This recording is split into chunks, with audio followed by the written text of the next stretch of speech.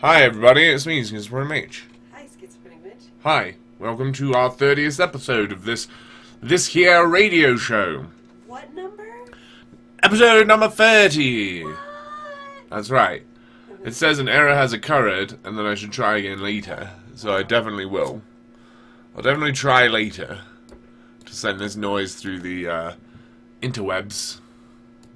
And until later happens, let's listen to Yim Yams.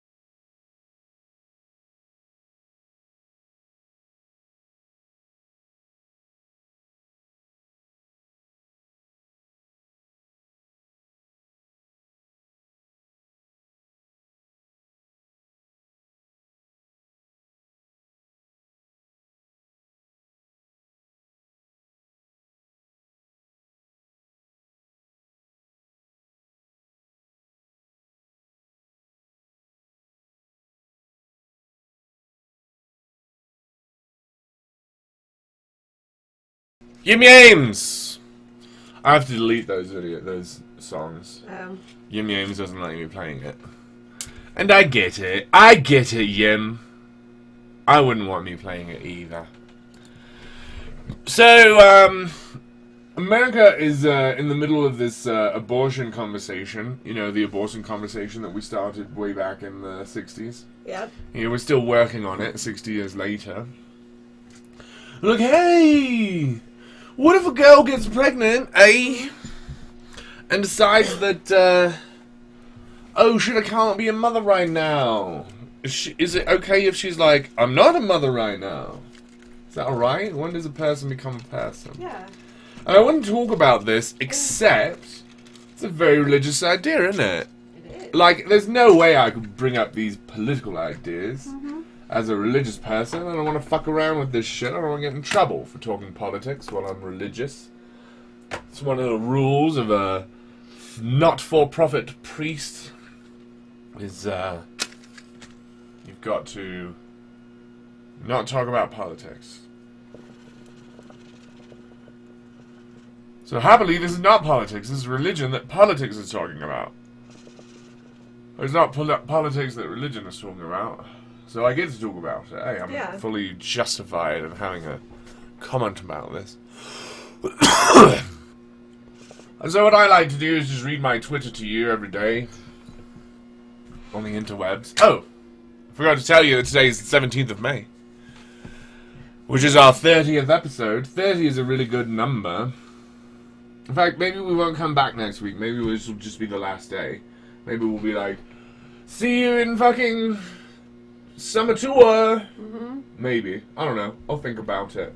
Think about it during some of the music breaks.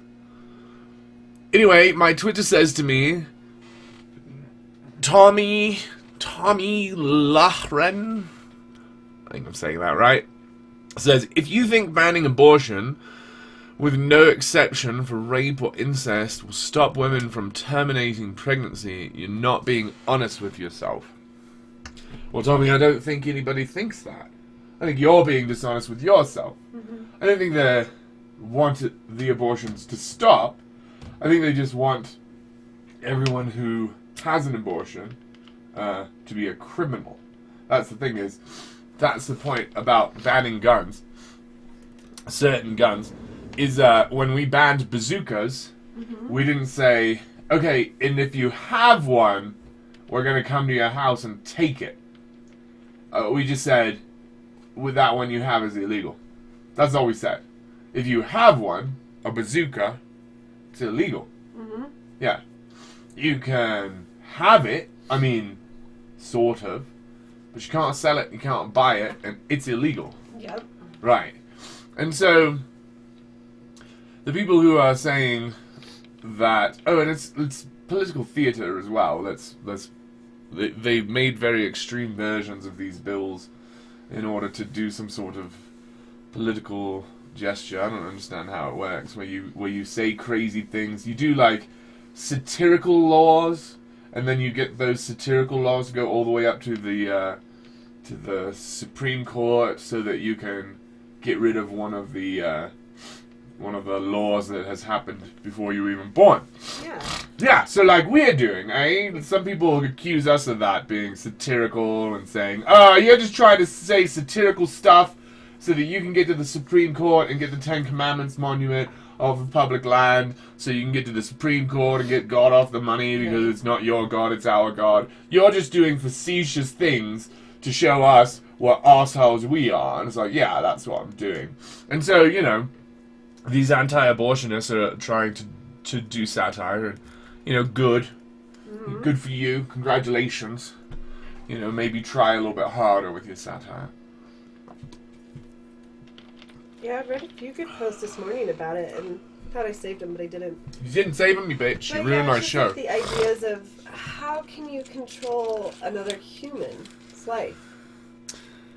This woman well, you can. gets to decide what she wants to do with her life, and they're taking that control away for saying controls of another human. Well, no, that's the thing, is that Tommy Lahren is saying it's not about taking control away. It's about that control being illegal, you know? Wow. Because women will get abortion. They will be in control of their uterus. Uh-huh. But what we will be saying is, that's illegal. You know, it's not about making them do it. It's about making the choices they make illegal. Yikes. Does that make sense? Okay. You know? Yeah. You're a criminal now. Mm-hmm. Right. And, you know, I don't know, it's hard to say. Like, I don't know, it's hard to explain. But, it's theater. It's not about stopping abortions. It's about condemning the abortions that are happening. Yeah.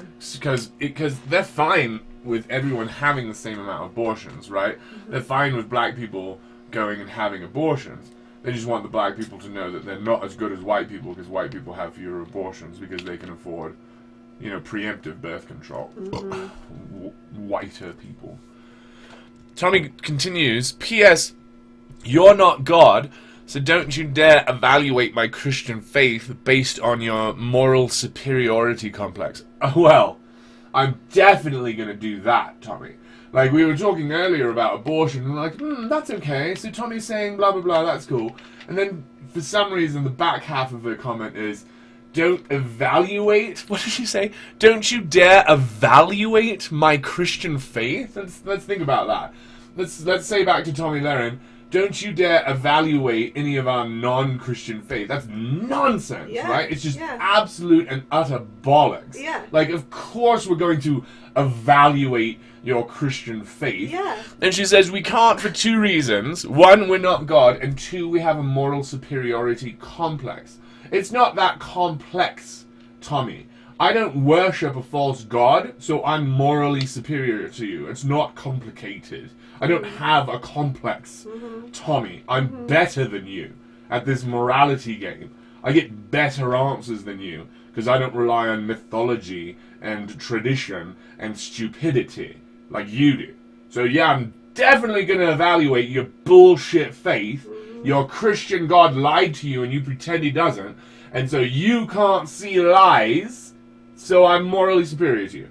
You're morally inferior because you're using a 2,000-year-old textbook that's racist and misogynist and believes in slavery and is homophobic and did not help us find the heliocentric model of the solar system. Yep. So I like all this abortion shit to the side because, you know, it's all just people telling you what religion they are. They're not really coming in and making you have babies.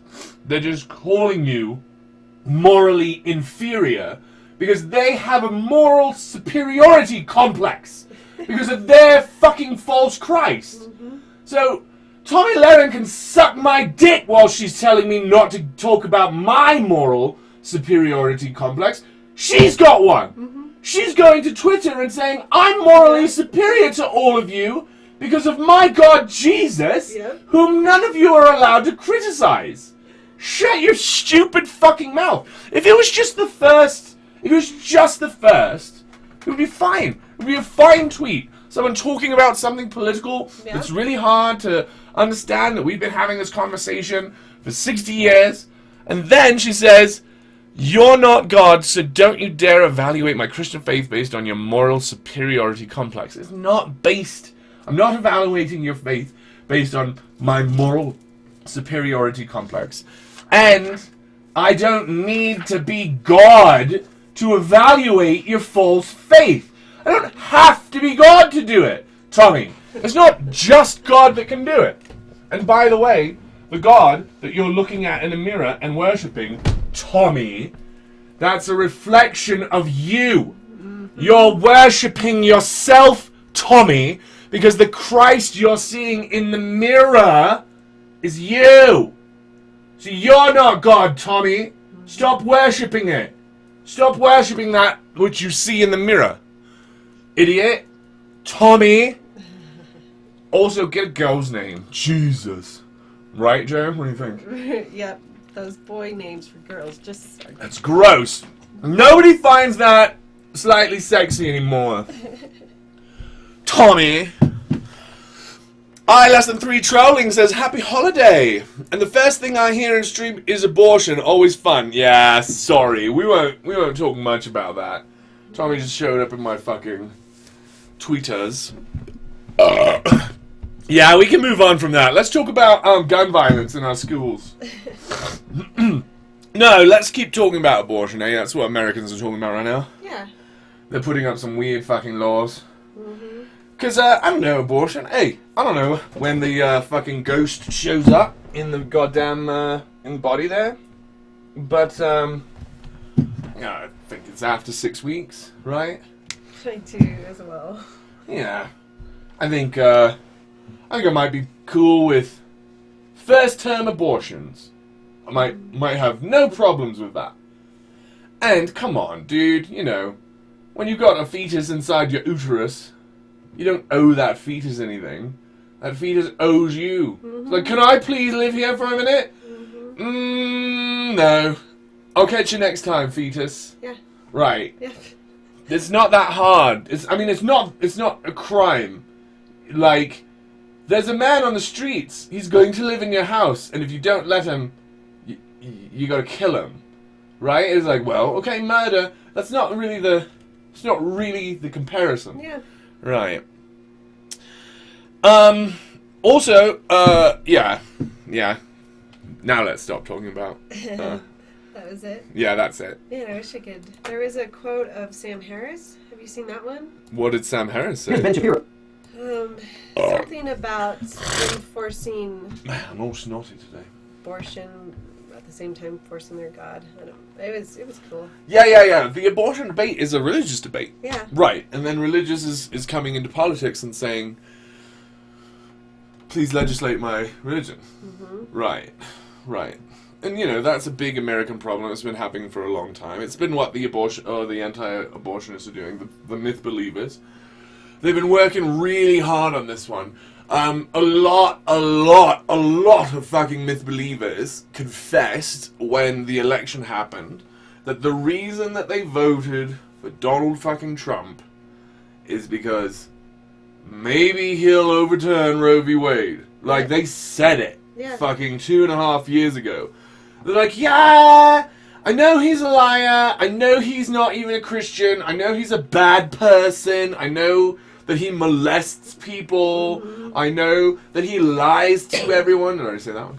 I know that he cheated on all of his wives and is probably cheating on his wife right now.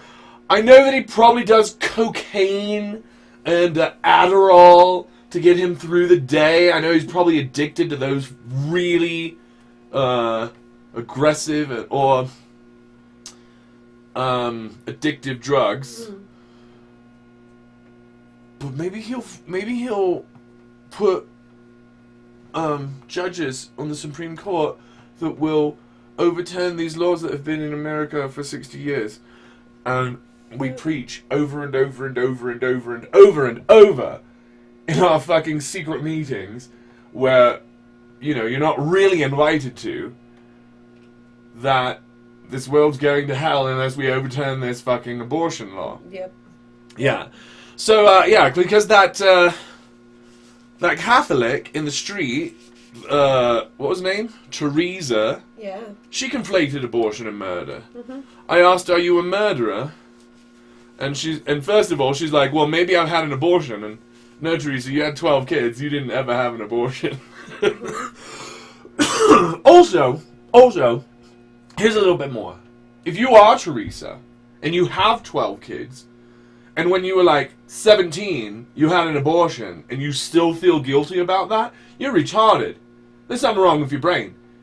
You don't have to feel guilty. You brought 13 fucking humans onto this planet, or 12. You shouldn't be like, but God wanted 13!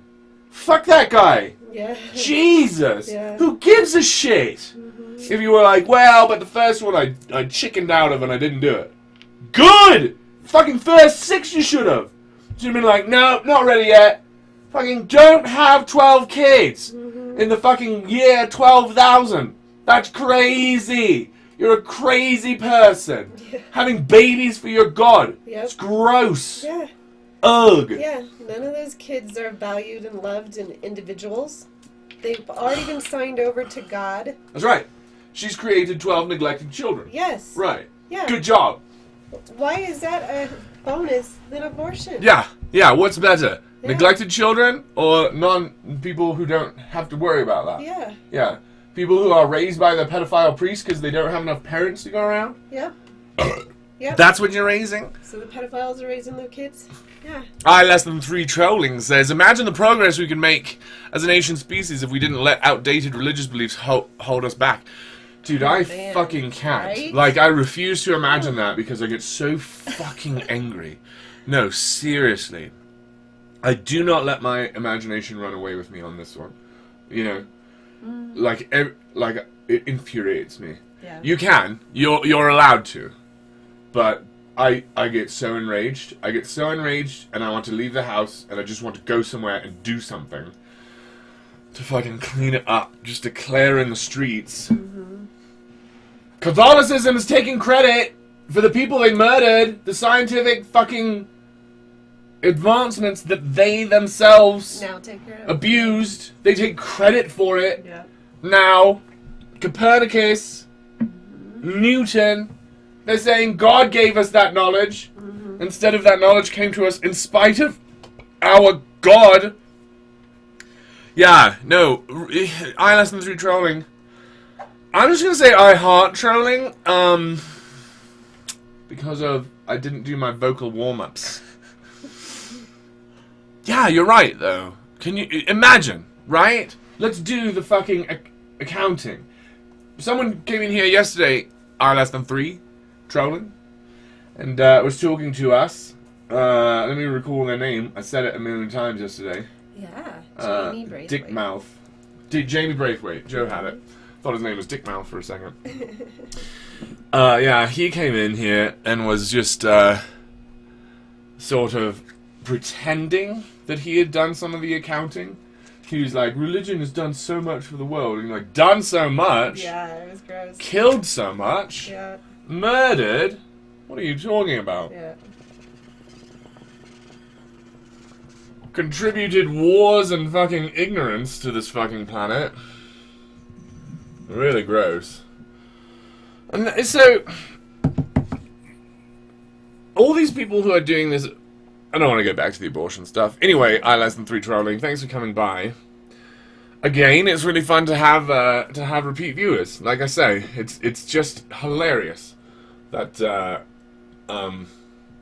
this 30 episode thing that we've been doing here has had people who have been interested in it, watching it live, and watching it also a little bit less than live.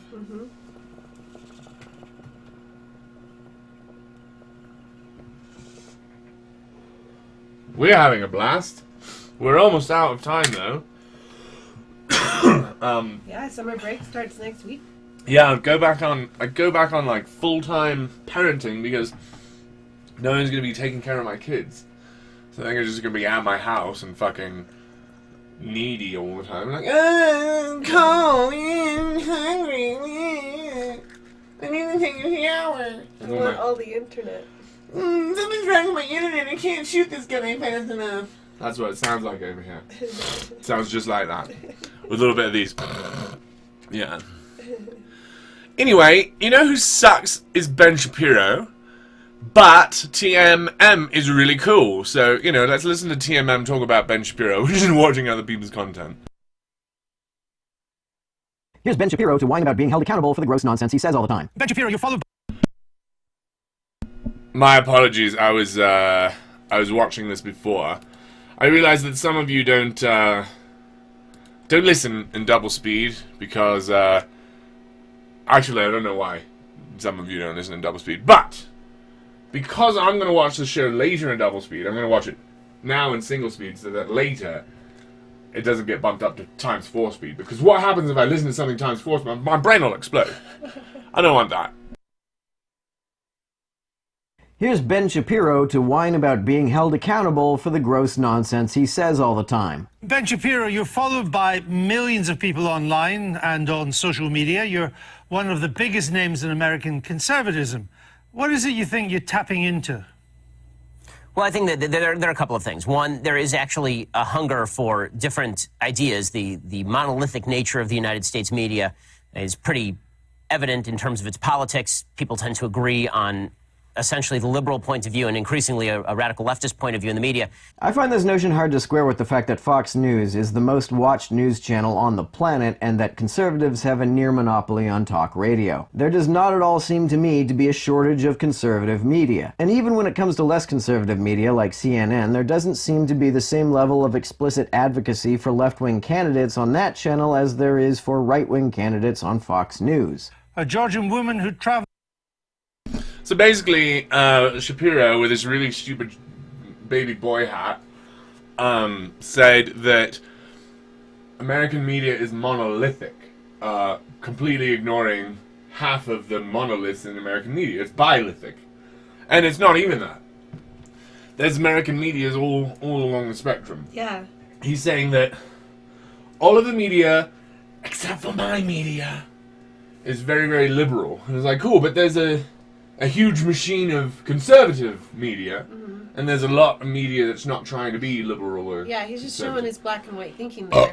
There's his and the opposite teams. That's it. There's no spectrum. Right, and my team isn't one of the teams. My team is the scrappy, always persecuted. upstart, grassroots. We're not really one of the teams. Because we're not monolithic like that other team. And it's like, no, you are. It's owned by this really old, racist, rich white guy, and he just tells people what to say, and Yeah. that's what your side's doing. Some really monolithic bullshit. Yeah. So, It's weird. yeah, we can continue this, but it just gets worse. It just gets worse.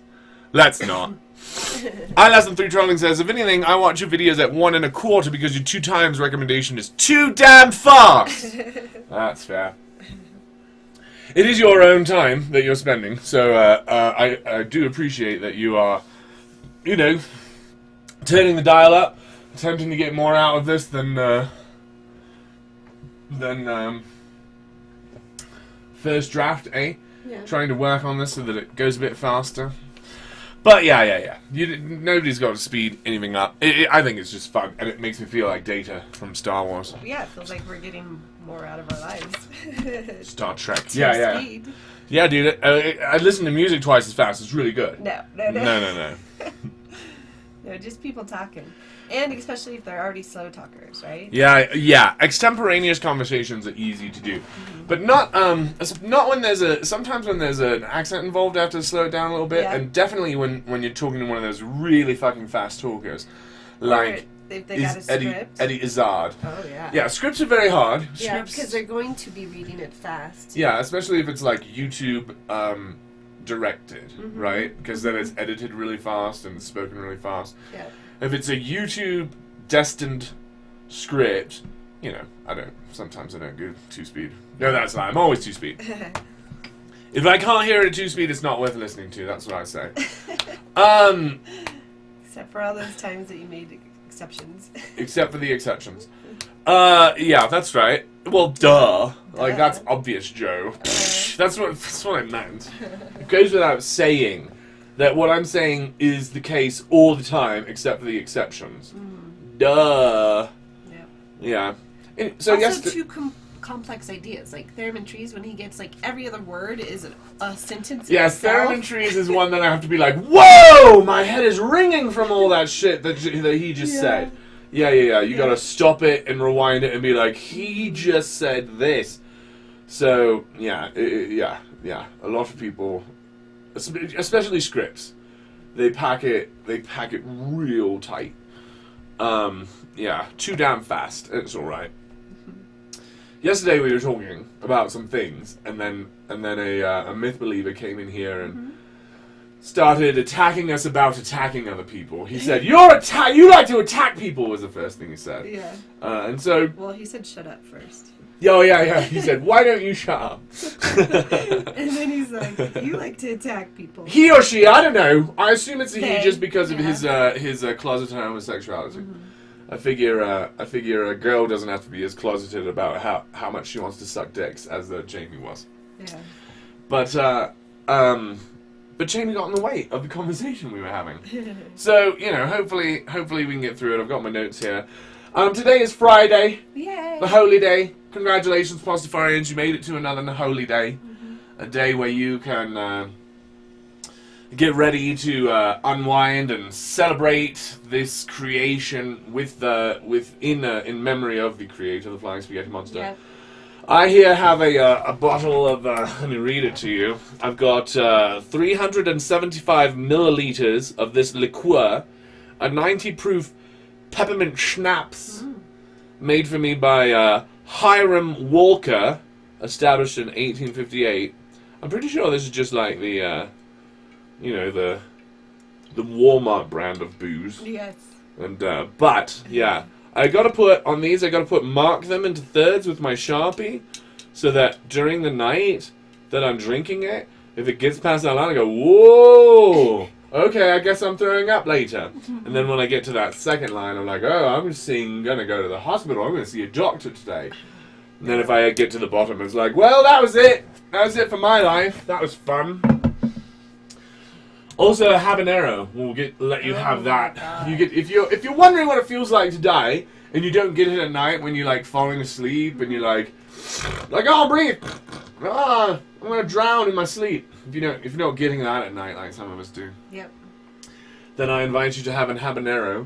Go eat a whole habanero pepper from the grocery store. A small one though. I mean, Yeah. check with your doctor first. I'm not telling you to go do it right now. I'm not saying Flying Spaghetti Monster dares you to do it. No. I'm saying if you want to see what it feels like to die, to be about to die, and to be like, well, that's how I left it, right? That's how things are when I died. Well, I regret some of it, but, Yep. can't do anything now, I'm dead. Yeah, for 20 minutes after really 5 minutes. There's a long period of, with that habanero, of I'm dead! Yeah. And then it's like, I'm recovering. I'm recovering. Yeah, and I'm okay. just in a lot of pain. I'm going to be alright. Yeah. I'm going to survive. Yeah. iLesson3 Drowling says, you're drinking schnapps? Well, I will be after the stream. After way late tonight. I start my drinking around 9 o'clock, usually on a Friday, because of all the driving I've got to do around until then, yeah. At least rum is a pirate's drink, Rum was one of the first alcohols that I drank, Like, rum was around in the very beginning when I started drinking. And, when you're an early drinker, you sort of abuse it. Yeah, I've got a brand too. In many ways that make you give up certain liquors. You can't ever have that flavor in your mouth again, no matter how hidden. Unfortunately, rum is one of the very early sort of off the list. Rum and tequila got off my list pretty quick. I definitely made some mistakes with rum, and so rum can't come around here no more. So now you're schnapps and vodka kind of? Yeah, it's, Sometimes bitch beers? Well, that's just if we're drinking socially. That's just if I'm just like, hey, we both have something to drink in our hands. Otherwise, I'm just like, shut! You know what I mean? Get it in! If we just want to sit there and sip on it through straws, or I listen to like a karaoke song, or like we're getting ready to do it, then yeah, I'll get a thing that I can just sip. Yeah. I sip and I'm like, why am I drinking this? I'm like, I don't know. Yeah, that's what I like them. Slow buzz. The slow buzz. Even if beer is his noodliness' drink of choice, I think there will be other volcanoes than the beer volcanoes. I think the point is, if you want to go hang out with Bobby Anderson, you're gonna find him by the. Sorry, I gotta get this thing I just saw. Oh, I'm crazy. If you want to go see Bobby Anderson in Evan, check out some of the beer volcanoes. But there's other volcanoes. Yeah. Remember, that's his vision. We all have different visions of FSM and heaven. And The vision that we will see will be a different facet. Eh? Yeah. That's the part that he saw. That's his flavor. Yeah. And when he was seeing the vision of heaven, he was like, whoa, that looks cool! I love it. And while he was obsessing about that, he probably missed a lot of other details. like new Disneyland. I bet there's new Disneyland in heaven.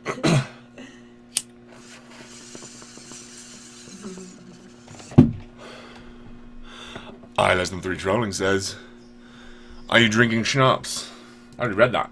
You did. I did. So instead of listening to I Less Than 3 Trolling, or TMM, who is very worth listeningable. Yeah. Yeah, that was just a tease for you. Just a TMM tease. A tease MM. You want more, we know it. Right, but here you will get all of it. All of the Peter Gabriel. Here we go.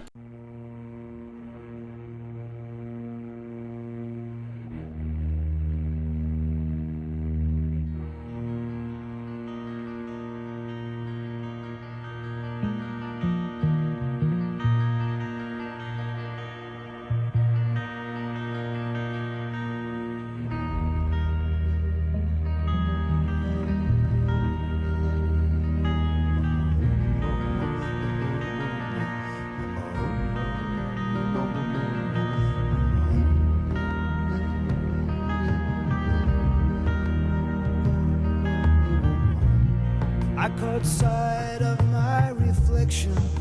I caught it in the window.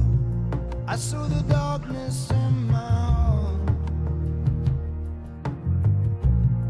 I saw the signs of my undoing. They had been there from the start. And the darkness still has work to do.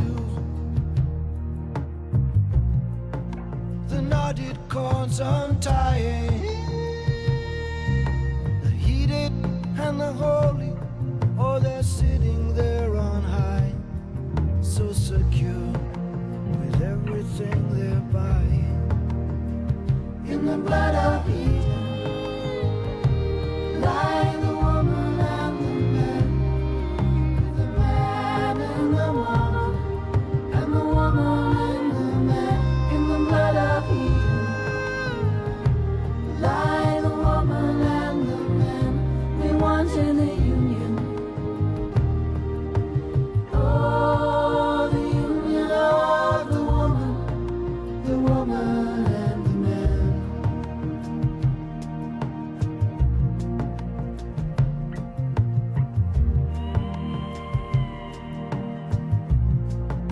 My grip is surely slipping. I think I've lost my hold. Yes, I think I've lost my hold. I cannot get insurance anymore. They don't take credit, only gold. Is that a dagger or a crucifix I see? Hold so tightly in your hand, and all the while the distance grows between you and me. I do not understand. In the blood of Eden lie the woman and the man, the man and the woman, and the woman and the man. In the blood of Eden lie the woman and the man. We wanted the union. Oh, the union of the woman and the man. Of my request, you take me in that tenderness. I am floating away, no certainty, nothing to rely on, holding still for a moment.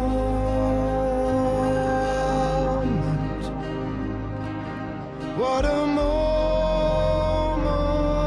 this is.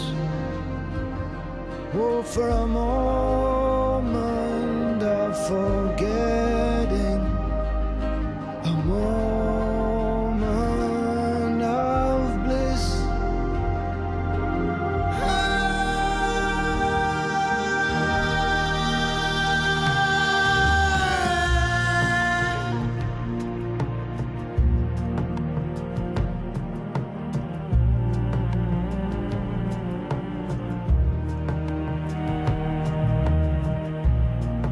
I can hear the distant thunder of a million unheard souls, of a million unheard souls. Watch each one reach for creature comfort, for the filling of their holes. In the blood of Eden lie the woman and the man, with the man and the woman, and the woman and the man. In the blood of Eden lie the woman and the man. We wanted the union of the woman and the man. In the blood of Eden lie the woman and the man. I feel the man in the woman, and the woman in the man. In the blood of Eden lie the woman and the man. I feel the man in the woman, and the woman in the man. In the blood of Eden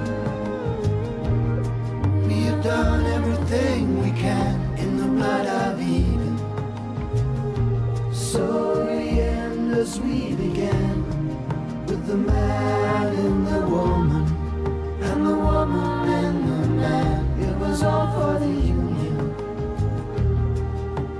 oh, the union of the woman and the man.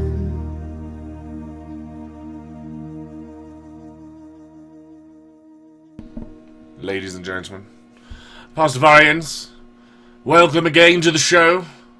My name is Schizophrenic Image. I'm a licensed prophet, guru, preacher, shaman. The one true cult on this earth, the cult of the Flying Spaghetti Monster. I've been preaching his noodliness and his warmth again, I will tell you again, for the past 3 years or more. I am honored to be your spiritual advisor on your journey through this reality, this one and only life that we have. I'm happy to be here and now, and I'm going to pray to the Flying Spaghetti Monster today. For today is Friday, the holy day, and I shall pray a prayer. I guess I'll do it right now. The Flying Spaghetti Monster created this reality. Thank you so much for this reality, for creating it. What a great decision that was. And we are glad that you have tried to keep your decisions away from this reality since that decision.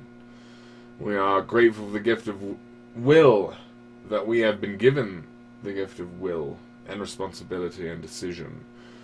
And we accept that gift, and we will be responsible for our decisions on this planet, and we will take the consequences, as adult agents in this here game of morality. Please help us as we increase our morality, as we look around this real world and try to discover the truth in it and communicate that truth to each other, that our morality will progress and progress, and we will understand truth and empathy and love through our efforts. And we will be able to give to those around us a love that will help them in their lives. That our love will be a gift to those around us instead of a burden. Please do help us, Flying Spaghetti Monsters, to see the truth. Please do help us remove these blinders from our eyes. Blinders we put perhaps in fear or some other similar emotion that is unbecoming of us. Please help us build our lives on things that are good and true. In the name of truth and love and Flying Spaghetti Monster, Ramen. I Less Than 3 Trolling says, as I interpret my scripture. What a great phrase there. Beautiful. Yeah. Many religions would like to stifle or quash that, and so I'll do it to you right now. I'll say, No. The midget found what the Flying Spaghetti Monster drinks was drinking, and just like that, humanity discovered alcohol. Yeah, alcohol is a gift from Flying Spaghetti Monster. I also like to believe that the midget was the famous Lucy. It probably was, now that I think about it. I mean, we don't know anybody older than that, and if we ever do find somebody older than that, it was probably them. So that's how religion works. Yeah, I do like that.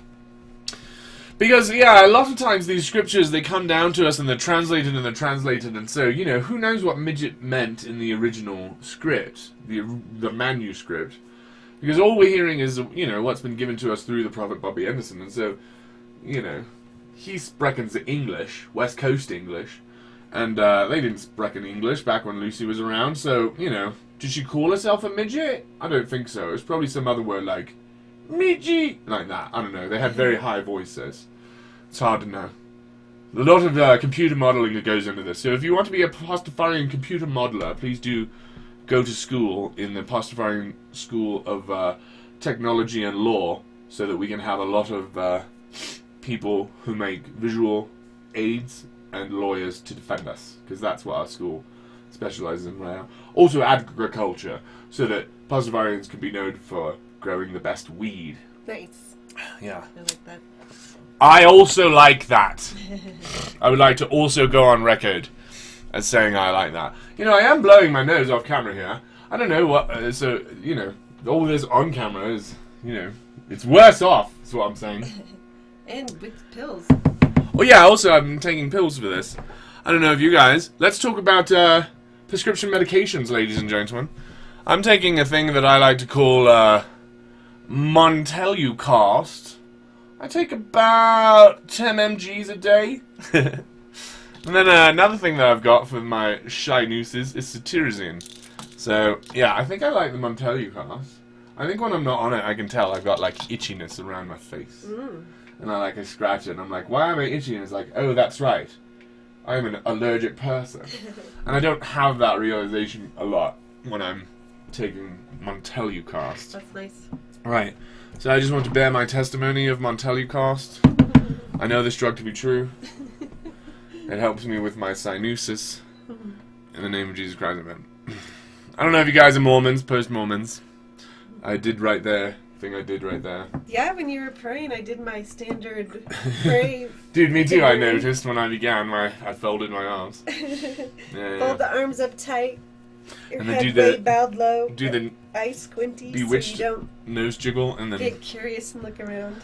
Yeah, don't get curious. Yeah. Yeah, fucking... Grew up in a Speaking of cult. Mormons. Let's speak of Mormons. Did you know that there was, first off, a lady that in a general conference, these biannual meetings, right?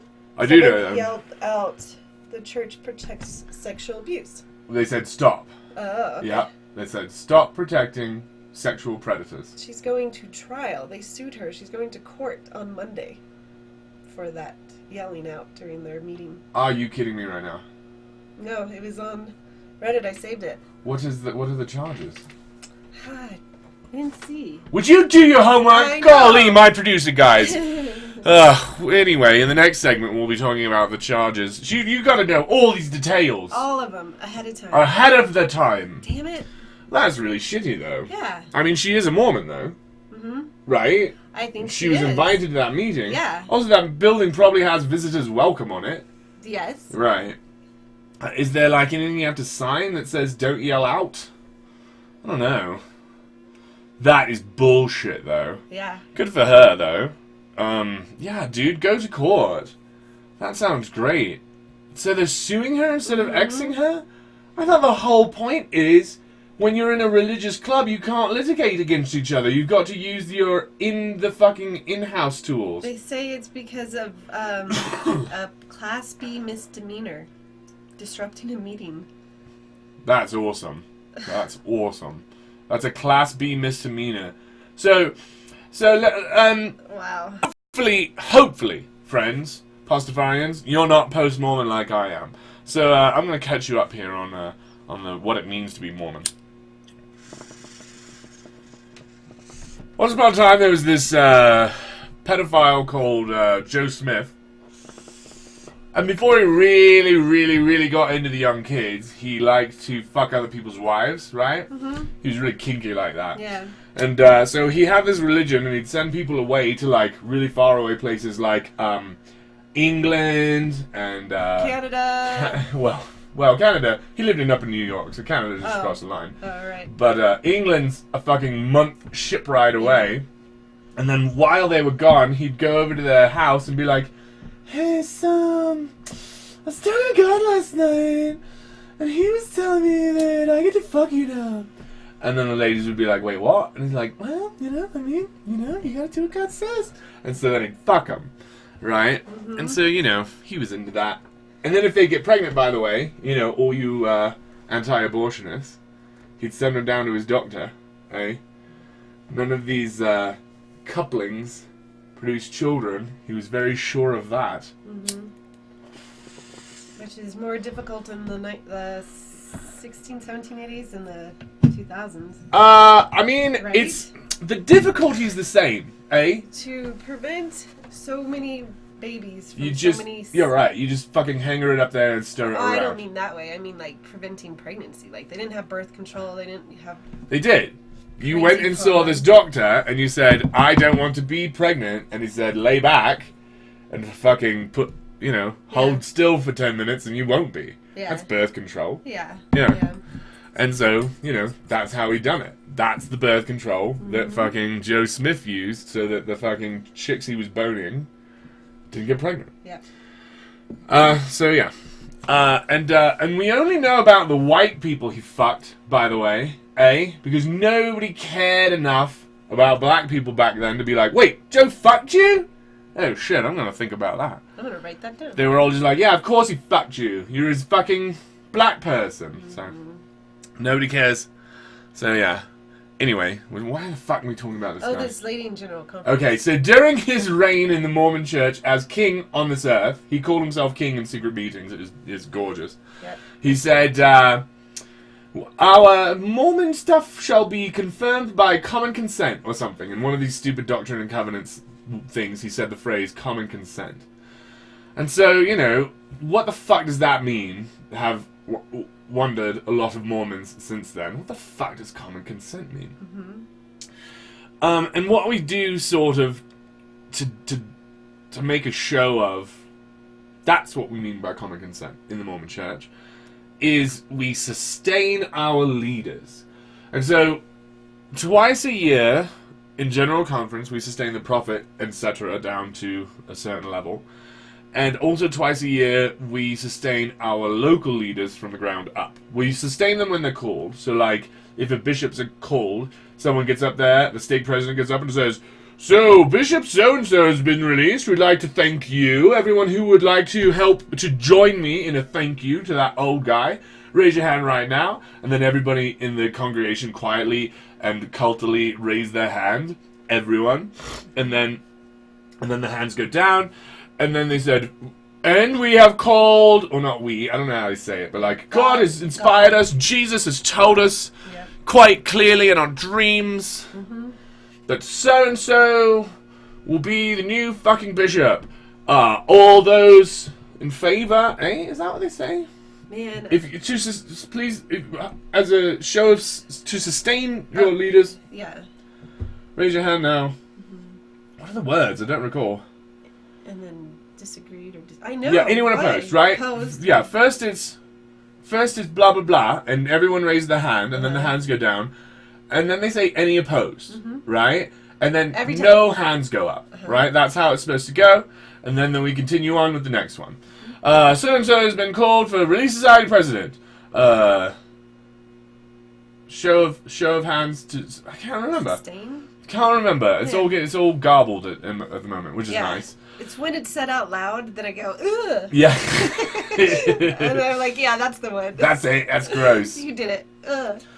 So yeah, and the reason that they do this, because it's stupid, and the reason they do it is because written down in their stupid book is the phrase common consent. And so that, there you are consenting. And so some of us who have like, okay, but what if I think that person is a child molester? How do I do it? And they're like, well, you raise your hand during opposed, right? And the answer is absolutely no. No. You're not supposed to raise your hand for opposed for any reason whatsoever. And we who are losing our faith try to use it every once in a while, and we're told very, very, very clearly, Yes. that's not what we meant. Please leave this church right now. Yep. And so try opposing anything in your church. Find the smallest thing worth opposing. I dare you. Because there's something in your church worth opposing, and do it. You're out. I promise you, the answer that you'll get more than any other answer is, so why the fuck are you even here? Right? I thought you were a Mormon. Right? Yeah. It's like, I don't like the way that we're doing blah blah blah. I don't care how small it is. I don't care how small it is. Most of your reactions will be, so leave. So fuck off then, if you don't like the way it's done here. How dare you? This was inspired by God. This is perfect! Yep. Any change will make it less than perfect. Except for the changes that are given to us by the prophets, which will make us better than perfect, because we're not quite perfect yet. Okay, gotcha. Yep. Gotcha. None of the changes that I propose are going to work, even though I propose, let's get rid of these worthiness meetings. And all of the changes that they propose are going to work, even though they proposed helping out on Prop 8. And that didn't work, right? Yeah. So, who fucking knows? Not me. I mean, that's the point, is Yeah. I claim to be a prophet. I don't claim to know the future. I'm just a prophet. Yeah, so these members think they have choices, and in reality, there are no choices. No choices. When we say in your boat, we're actually saying, who wants to get excommunicated? Raise your hand now. We're not saying, does anybody have a reason that we have overlooked?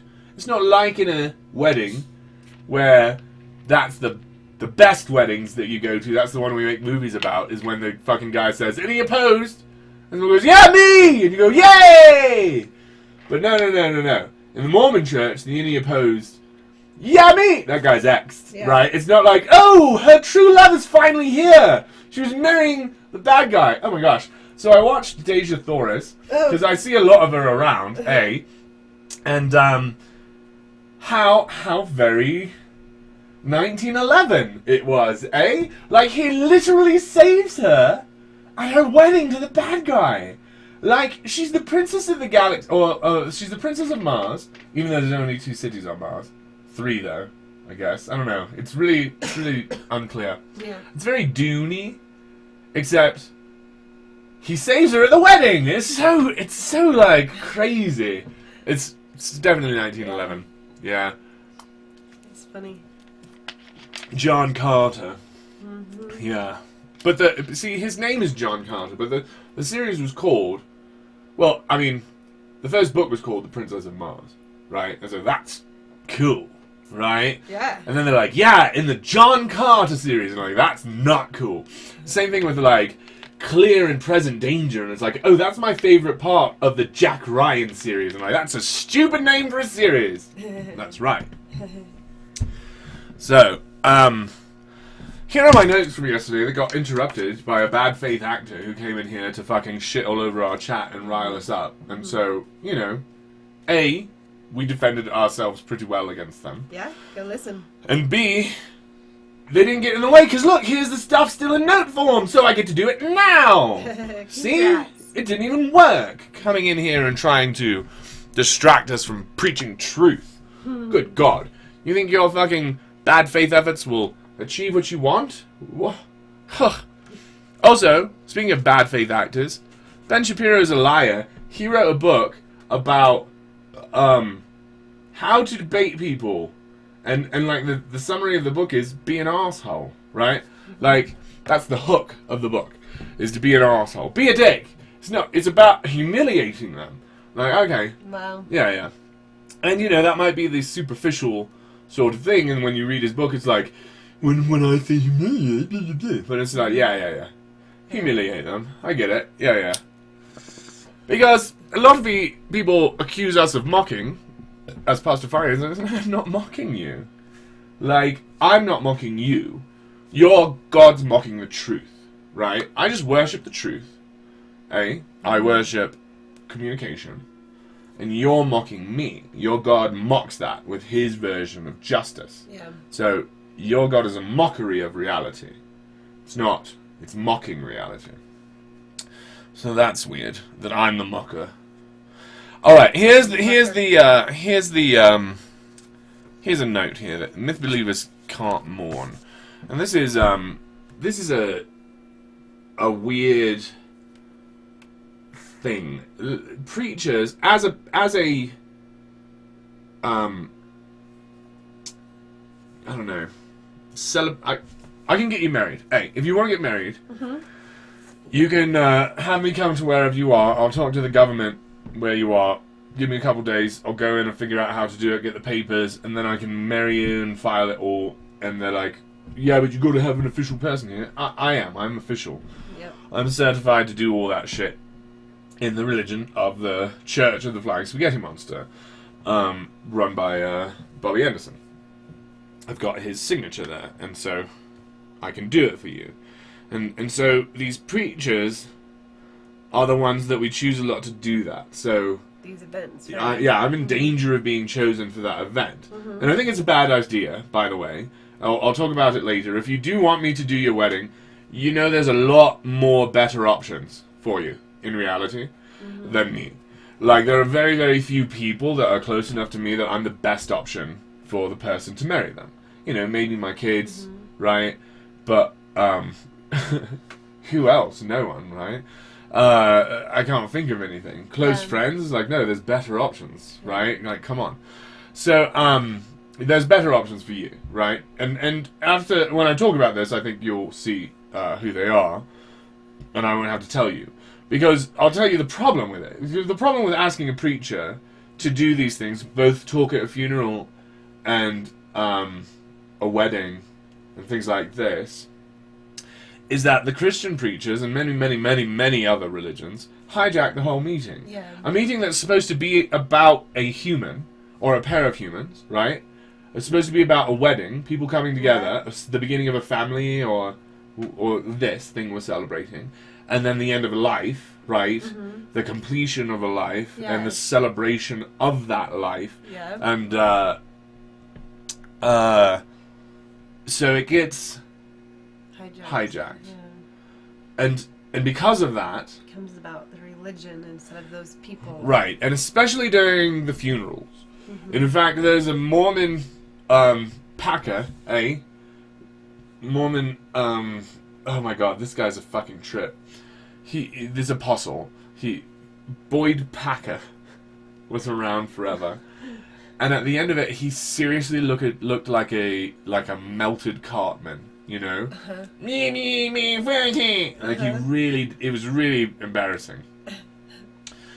And, I mean, because you're in there until you die in the Mormon church, a lot of the apostles are, like, about to die for a long time. So these fucking biannual meetings are like, let's dredge out these fucking corpses again. Oh my gosh, it really is. Fucking staring up there at your mortality is very, very hard. And watching them slowly walk up. Yeah. Oh, gosh. Slowly sit down. And listen to the difficulty they have talking with their mouths and like... Ah, it's the worst. God. Anyway, Packer said... Wrapped up in beautiful. Packer said something similar to what I'm saying, which is... Or opposite, rather, what I'm saying. Which is... the funerals really should be about Jesus. Because it's through Jesus that we live forever, and the funeral is about that. Wow. And so he said, if anyone talks about me at my funeral, I'm going to rise up and give them what for, eh? And so then he died, and all of the apostles just talked about him. And so, you know, that's fucking weird, isn't it? That... He said, oh my gosh, I'm a Jesus man, so remember, when I die, only talk about Jesus, don't mourn me. And then all the apostles, even though, yeah, that checks out. That checks out with all of the things. All the rest of the apostles knew in their heart that it was bullshit and they were going to do something else. Eh? Well, fuck you. Because you're stealing all the fucking Do it for all the funerals then. Eh? Can we fucking mourn the dead, please? Yeah. Because people who believe in myth generally believe in it because they're scared of death. Eh? And I wish it was something else. I wish it was something more grown up or complicated or... It's not. You're a fucking coward. You're gonna die. It scares the shit out of you. And instead of dealing with it, you're gonna live in a fucking myth. Because you're a coward. And, you know, as a person who enjoyed the coward's lifestyle for 35 years, get the fuck out of there. It's dangerous and it's going to kill you. Yeah. It's wrong and it's dangerous. It steals from me. Yeah, it's theft, it's wrong, and Yeah. you abuse people around you. It makes you an abuser. Yeah, I went through that when my own dad died. Well, yeah, I'm not done. Let's talk about your dad in a minute. Because I'm still sort of halfway through this. Yeah. Idea. It's Yeah. complicated, yeah. Yeah. So, you believe in it because you're scared. Mm-hmm. And you gotta fucking quit it, because it's a childish thing. But, you can't, because you shouldn't let your fear get in the way of something you've got to do. And when you lose someone in your life, you have got to mourn. You have to. A thing that's going to happen to you a lot in this life, is that you are going to lose things that you had, and you have to mourn it. If you don't mourn it, something else goes in there. You know, if you don't have a healthy outlet, then any outlet you use is unhealthy. You have defined it that way. Okay, so let the fucking people around you mourn, right? When people die, fucking please make it about that person. Make it about mourning that person. Make it about how sad we are that we don't get more of them. That's what a funeral should be. It shouldn't be a celebration of Jesus for breaking the shackles of death while we're staring at our dead friend. Yeah. Fucking, what an exercise in just self-delusion. To just sit there and stare at that which you loved and is gone. And just keep saying to each other, "There's a better place out there, we'll see you soon."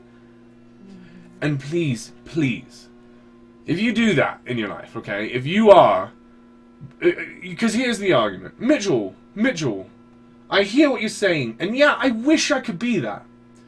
But I'm not. I'm just too weak for that.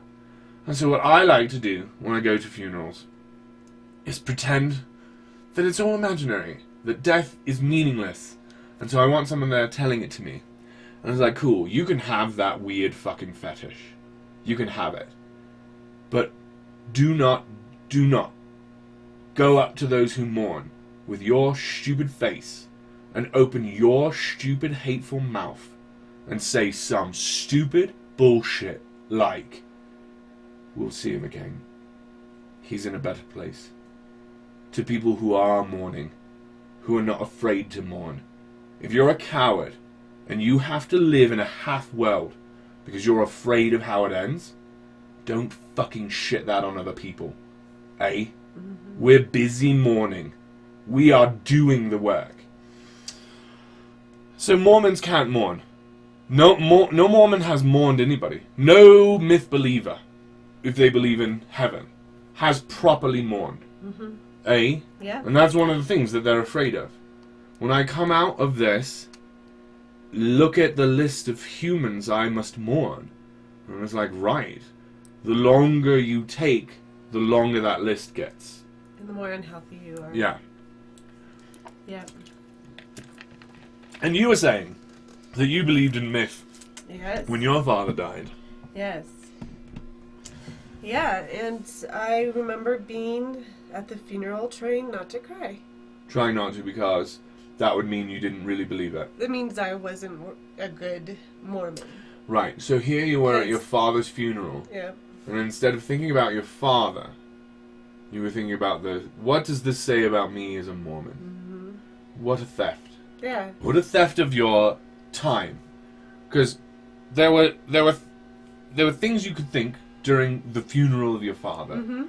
And any moment that you take to think to yourself, geez, I'm a really bad whatever I am right now, is a theft. Yeah. Obviously. Yeah. Right. Yeah. To mix those stupid ideas with something very, very important, which is, we all have fathers, mine has gone. Like, that's enough for a whole day. Fucking Mormonism doesn't have to show up and be like, well, I mean, if you cry, Yeah. you're kind of an Yeah. asshole. And if you think about him in the next few months and you're sad about it, then you aren't believing correctly. You should know that you'll see him again in heaven and blah, blah, blah. And Yeah. so anytime that he would come up in my thoughts, I would then push him away. Right. So this morning, yes. So all the times that your body was just, it's time to mourn, here comes another wave of mourning, you took that momentum and turned it into self-delusion and abuse and shame. Yep. And that's religion. And that's what they do when they hijack your fucking funerals. When they hijack your weddings.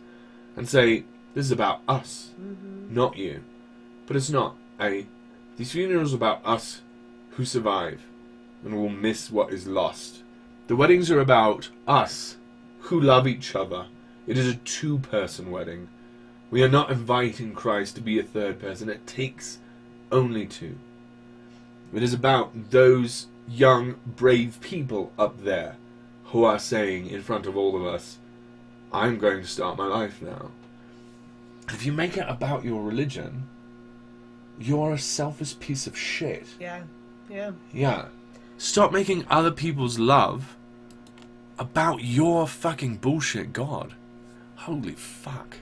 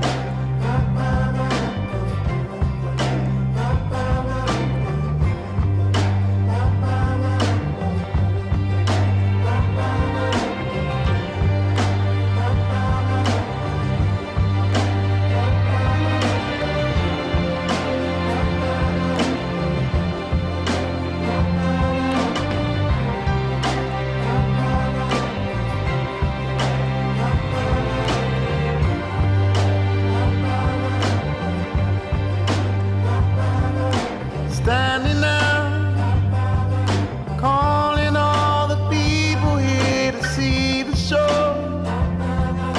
Calling for my demons not to let me go. I need something, give me something wonderful.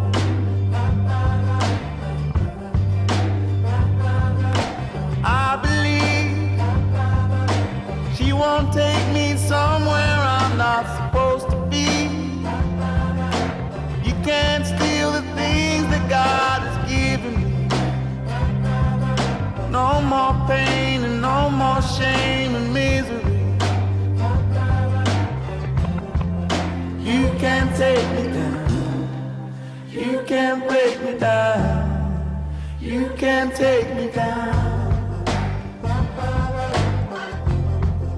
You can't take me down. You can't break me down. You can't take me down.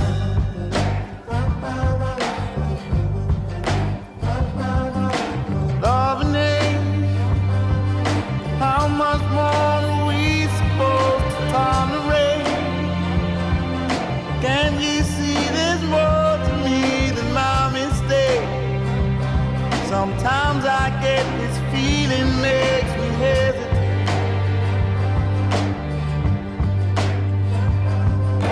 I believe she won't take me somewhere I'm not supposed to be. You can't steal the things that God has given me. No more pain and no more shame and misery. You can't take me down. You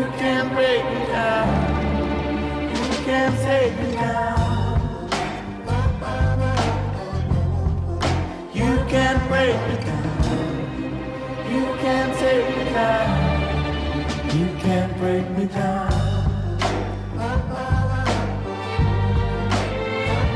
I can see that face of trouble, and I'm on the verge. For the love of everybody, I need something more. And I will keep our days of trouble in the hospital.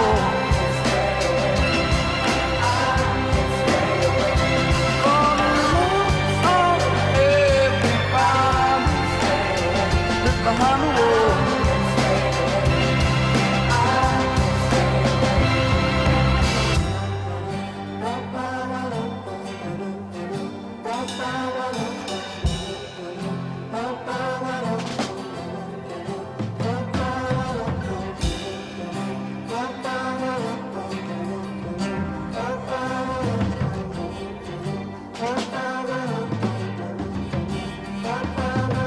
Standing out, calling on the people here to see the show.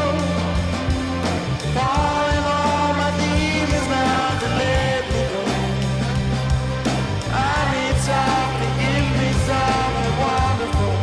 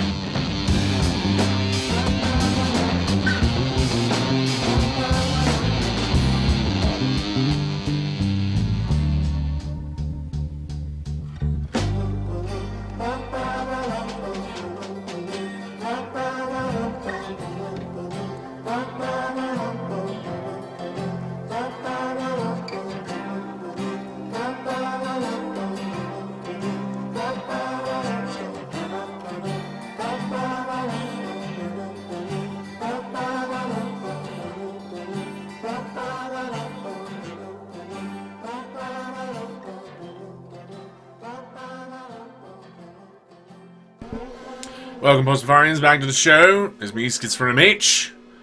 Ian Wood has arrived and says, back for more insanity. Love that record.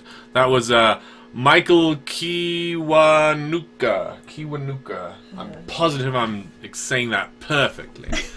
So, he's very good. He's got a couple things to listen to. A long, sort of, not too rambly though, very on focus. Cold Little Heart's another one. It's a good one. So yeah, I like music, and I am happy when others also like music. I like to find music that I enjoy, and I, for some reason, enjoy it when others enjoy the music that I find that to enjoy. Isn't that strange? Mm-hmm. Isn't that weird behavior? Mm-hmm. I also like that record.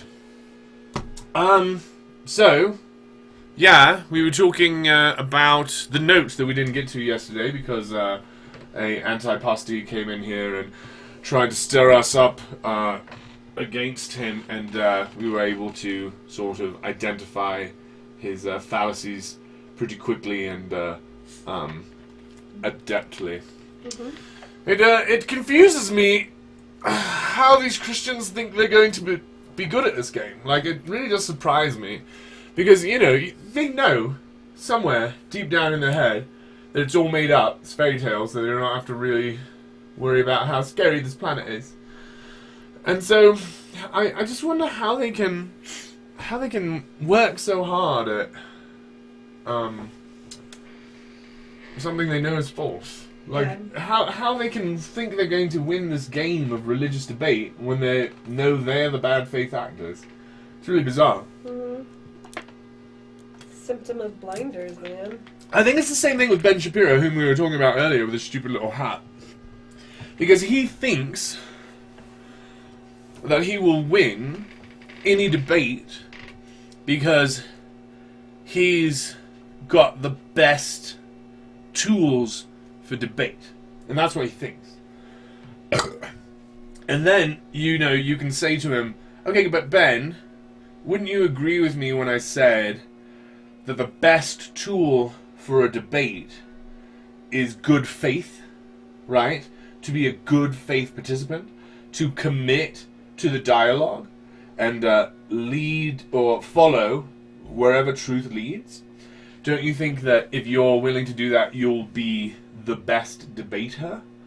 And so then how come when you describe the best tools to use in debate, that's not the tools you're describing? Like, because that's what I'm doing. Yes. That's where I'm going, is I believe in truth, and I believe that we achieve it through conversation. I think that you can find a lot of truth through self-reflection. Yeah, self-reflection, self-inspection.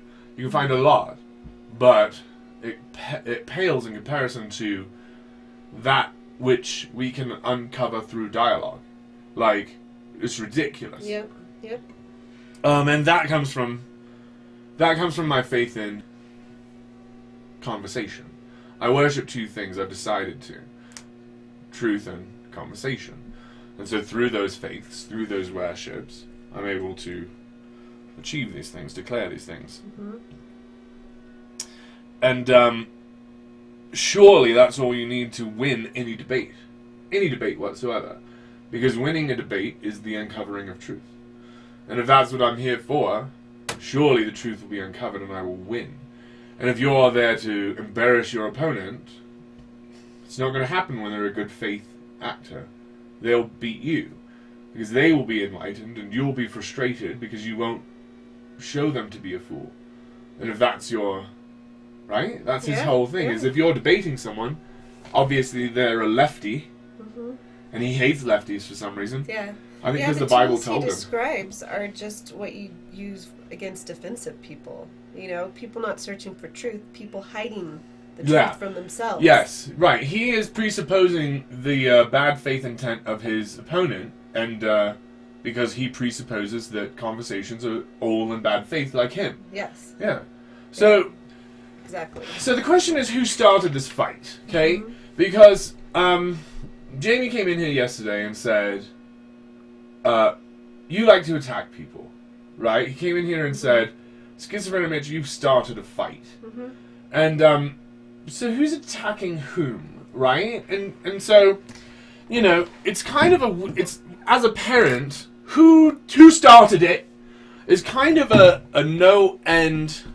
Like, you're not going to find the answer to that in your kids. It's a worthless exercise. Yeah. Because wherever you are in the thing, let's say you have two kids, Abraham and Bob.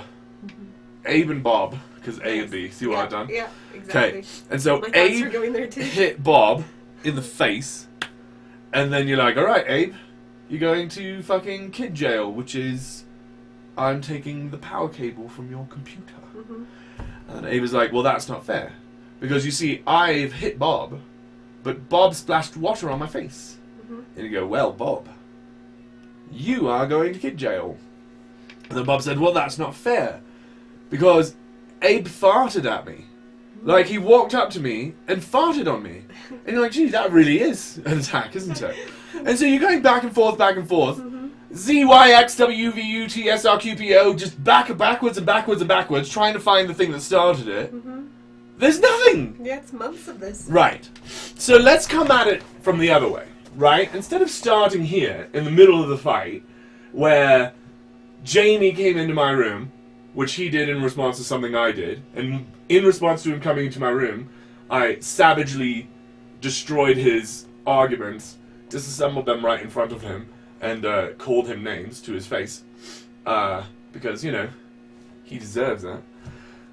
So instead of going backwards from there, let's start at the beginning, eh? Let's start... There's no humans. No one's punching anybody. Right? So then what happened? Right? Yeah. Someone took the Hebrew slaves. That's the thing that happened. Now, why they do it, I don't care. But they did. They took them as slaves, and they pretty much erased their culture. Because, they didn't allow them the tools that people need to retain a culture. They said, why would you need a culture now? Slaves? And then, when they weren't slaves anymore, they were like, well, we really need a culture. And they're like, okay, well, you know, what's our God like? And it's like, well, our God's really pissed about this slavery thing. And so he's telling us that everything between the Nile and the Euphrates is going to be ours. Someday. That, yeah, we were picked on, but someday we get to pick on people. Yep. And so, you know, that wasn't the first blow in this fight, because obviously the Babylonians were being like, well, we've been hurt so much that means we get to go grab those Hebrews as slaves. And it's like, okay, who hurt you, Babylon? Right? It really is that. Yep. And Keeps going back. it does go back. But, like, when did it really get into this sort of people are coming into my room and fucking telling me I'm attacking them? It came when Jesus said, well, when the Jews said, this is our real estate. And then Jesus came back and he said, whenever there's a family of 5, I'm going to split them up. And so, you know, when he said that 2,000 years ago, and I now, having been created in 1978, or 117978, my apologies, having been created in 117978, let's just cut that out. I didn't start this fight. Hey, I didn't, and, you know, I have a family of 5, coincidentally. When he spoke of families of 5, he just happened to be talking about mine. Like, specifically, mine. He said that daughters and mothers-in-law are going to hate each other, sons and fathers, and I say, no. I say, not in this one. Not all families of 5, eh? So I get an opportunity to prove it, don't I? I get to prove that guy wrong. And I'm not proving, oh, here's my statement. I am a Pastafarian and I will keep families of 5 together, all of them. I didn't make that statement 2,000 years ago. Right now I'm saying, oh wait, what? No, he's not perfect. Oh wait, what? No, he's not allowed to bring my family up. Wait, what? No, I'm not going to worship him. He's not the way. I didn't start this fight. Who started this fight? Jesus. Started this fucking fight. That's why I'm fighting him. And so, you know, he started it. And, you know, I might sound like a kid, but he definitely did. Because he literally started it before I was born. It's not me. I didn't start this fight. I'm trying to stop it. I'm trying to put it out. Yeah. Like, it's always been burning since the world's been turning. We did not start this fire. Ian Wood says, do you have any street preaching performances coming up? You know, Ian Wood, I am really sad to say I don't. I am totally out of fundage for the entire month of May because I went overboard on that Catholic. I shouldn't have gone down 2 weeks in a row, funding-wise, and I did because I was so mad at him. And so I sort of blew it all. But as far as, like, the plans for the future, here's where it's going to go. We're doing this is episode 30. Congratulations. Congratulations. And we're going to do a couple more next week, and then we're going to take a couple weeks off of streaming, and during that time we're going to have a hard look at the summer tour. And we're going to see what sort of resources and efforts we can put into that, because I think a lot, eh? You know, I do these tours where I go out to the coast and stay there for a couple weeks, and you know, I think we can. I don't want to think too much about it yet, because as I said, I'm really bad at planning. I'm much more better at noticing reality as it arrives. You're like, look, here we are. Oh, here we are. Yeah. So instead of what's the future going to look like, especially when I'm busy with another project, which this is sort of like a marathon project right now, right? 30 episodes in a row. We're going to 33 with streaming. We've got to fill it all with interesting-ish shit. And, sometimes we do. But, it's exhausting. I don't have a lot of other projects going on right now. I've got my, like, family stuff, but, like, as far as other hobby space, this sort of takes all of it. And so, I don't really want to look at the summer tour too much right now. Because I don't want to make any promises to myself. I don't want to build expectations, because I'm really bad at that. Especially when I'm busy with something else, which is what I am right now. So, we're going to have a sort of couple weeks off. Maybe we'll make some videos. No promises. And then we'll get back to the street preaching during the summer tour. We'll do a lot of that. Maybe I'll go out to LA again. Maybe I'll just live in a tent down in town, see what it's like to be one of the unhomed humans in the American situation, and see how aggressively they are told that they are not correctly playing this game. To see how clearly and aggressively that communication is put to them. Yeah. But maybe not, because it sounds awful. So I don't know. I don't know the plans. But in answer to your question, no. I got nothing coming up. We are working on this letter with our writer friend from the School of Geniuses, High School for Geniuses.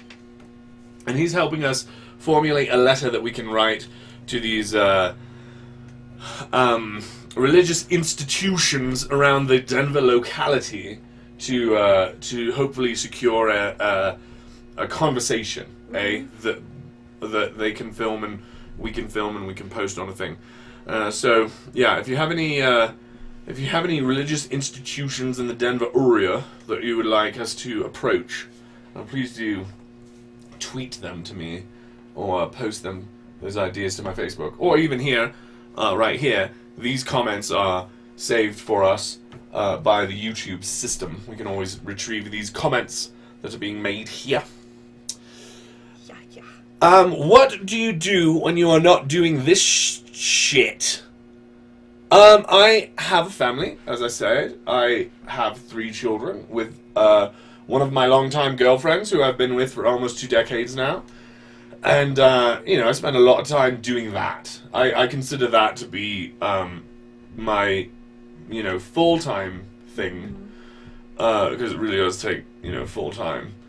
Except, well, yeah, because, they sleep here at my house. And so, and then the summer's coming up, so I do that all the time.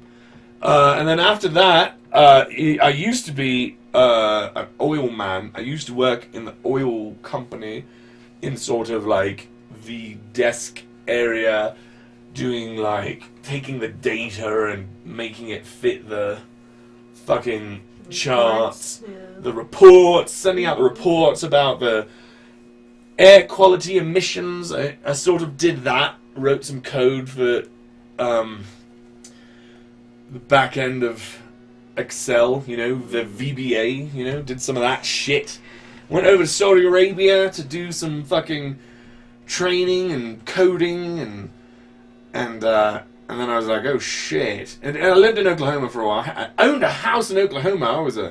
I was a real live American human, and I was working on that dream, We got that mortgage. It was great. It was cheap as fuck. Fucking. And it was during the 08 recession, right? So we didn't really get recessed. So that was nice. Owned my own house, mowed my own lawn, dog in the backyard. Fence. And then it was like, the earthquakes are getting worse around here. Do you think that has something to do with the fracking? And then it was like, it's really time to get out of the oil industry. It's really time to get out of this centuries-old and stupid and moronic way of getting energy out of the fucking blood of the earth, even if it causes earthquakes and poison and the death of all animals. it really wasn't a sustainable way to go. And so, you know, I sort of had an out, and I fucking took it, man. So, since then, though, I've tried to engage in corporate America a couple of times, and been told quite clearly that, Your truths are not. I'm unwelcome. The last time I tried to exchange my life away to someone for dollar bills, you know, otherwise known as whoring myself out. Mm-hmm. Last time I was a total corporate whore. It was actually pretty nice. It was for a well, not the last time, but the last time. The last time was in LA, and it was awful. Yeah. But the last time, it was pretty good. I got to trim weed, and that was nice. Yeah. Except for two things. One of them, sometimes the job of trimming weed didn't pay for the day. It cost more to go to the job than the job paid. So that was unfortunate. Mm-hmm. And secondly, I'm incredibly allergic to this fucking white powdery mildew that grows on weed a lot if you don't have ventilation correct. I'm crazy allergic to it. Like face puffs up. Oh yeah. My like I have a hard time. Like you can already tell. Hey, I've got sinus issues. But this is what actually triggered me going to see the fucking finally to go see a allergist. Allergist. Yeah. And so the allergist is like, oh, so have you had this stuffy nose thing your whole life? I'm like, yeah. And I'm like, all right. He's like, what we're going to do is we're going to do that back scratch test. We're going to scratch your back. And so I'm not going to do that, though. I'm going to get this fucking German woman who came over from Germany yesterday to do it. This woman, hired her. Yeah, we just hired her. It's the first one. She's going to do it on the back. And then, like, she comes in and she goes, you know, they told me to do it hard. And I'm like, okay. And so I don't know what to expect because I've never done this. And she doesn't know how to do it because, you know, they just told her, do it good, don't fuck up. And so she's scratching my back with all these metals, and it is rough, right? And then it's getting really itchy, you know? And then she's like, okay, so we're just going to let that do its thing. We're going to let it all puff up. What is that chemical in there? Right? It's what is it? Histamine. So this chemical histamine goes there, and your body hates it, and so then it starts to puff up. It's part of your reaction is send some histamine, and your body's like, we hate it! And so, you know, that's what's going on. And so they're like, so we'll come back in like 5 minutes, and don't itch it, and we'll measure it. And they're like, okay. And so they come back, and all of them, they're like, well, so let's see what you're allergic to. All of them. Every single one of them welted up. They did like, what, 20, 30? Yep. Yeah, and so my back was just like a solid red puff. And they were measuring the size of them, right? It's like, this is how we determine how allergic you are. We scratch you, and then we measure how wide the fucking welt is. And it's like, well, you can't measure it when it bleeds into the one next door, so, you know, fucking all the way. So, I don't know if I've got, like, some sort of autoimmune disease. It's probably AIDS, I probably have AIDS now because of all this sodomy in my past. I'm going to have to talk to... I wish there was someone I could go to and just ask them, do I have AIDS? And they'll tell me that day.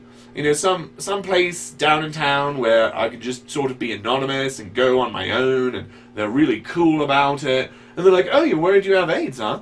Well, don't worry, because that's a great thing to be worried about. Like, you're not being afraid of stupid stuff.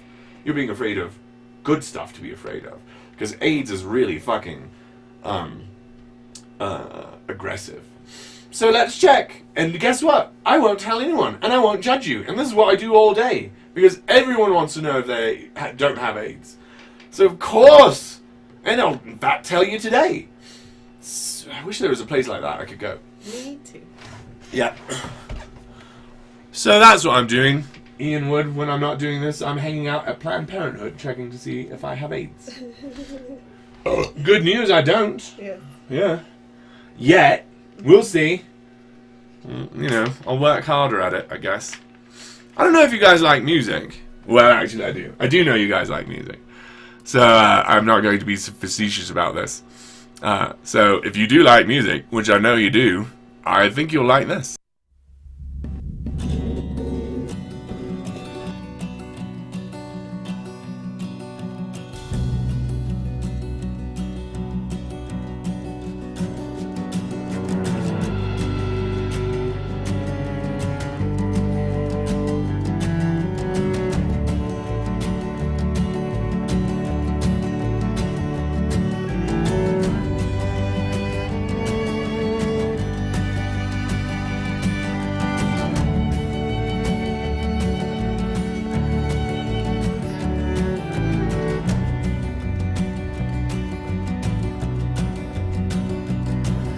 She lifts her skirt up to her knees, walks through the garden rows with her bare feet laughing. I never learned to count my blessings.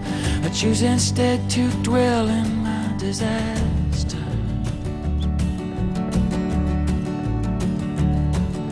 I walk on down the hill through grass grown tall and brown, and still it's hard somehow to let go of my pain.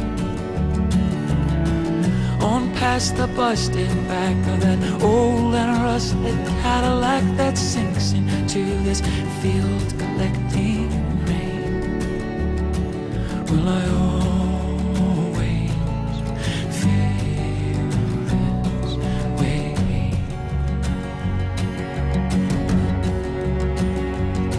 So empty, so strange.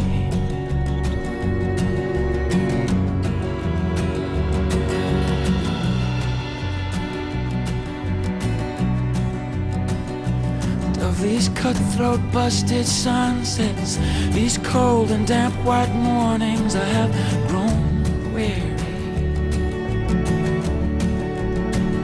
If through my cracked and dusted dime store lips I spoke these words out loud, would no one hear me? Lay your blouse across the chair, let fall the flowers from your hair, and kiss me with that country mouth so plain. Outside the rain is tapping on the leaves. To me it sounds like they're applauding us, the quiet love we've made. Will I always feel this way?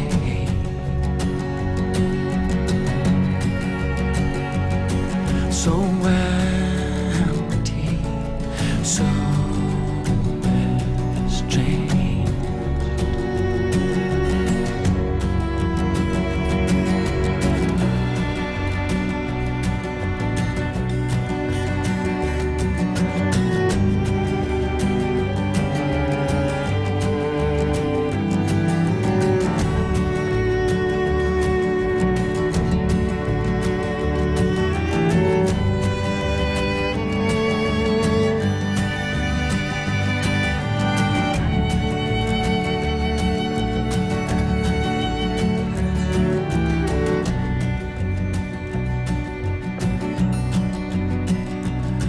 I looked my demons in the eyes, laid bare my chest, said, do your best and destroy me. You see, I've been to hell and back so many times, I must admit you kind of bore me.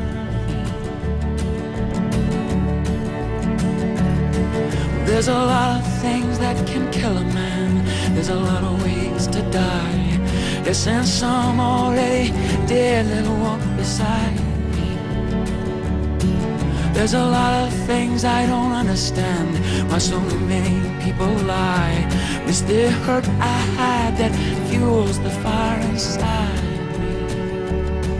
Will I always feel this way?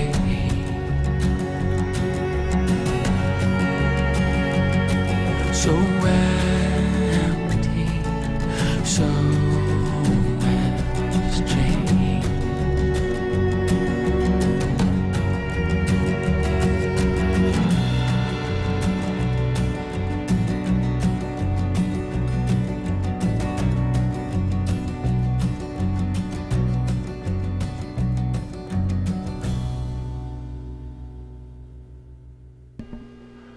That, of course, is Ray LaMontagne.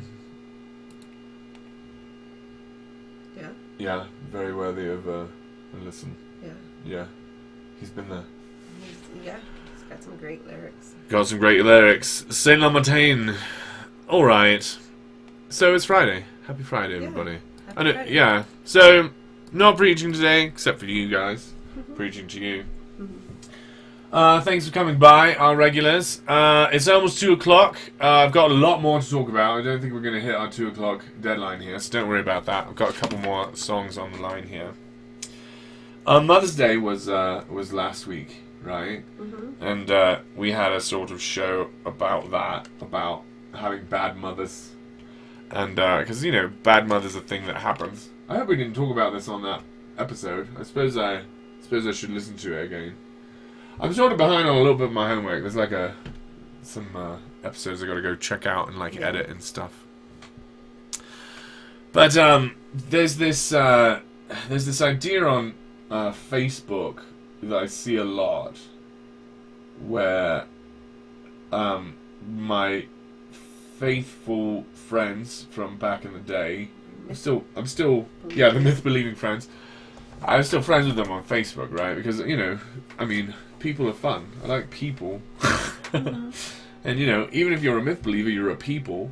So, you know, I get to enjoy you as a person, even if you are also this weird sort of half-programmed, like, I don't know. Twisted inward myth believer. Yeah. And the thing that they're saying is, once a mother, always a mother. And it's a very interesting idea. And it's very...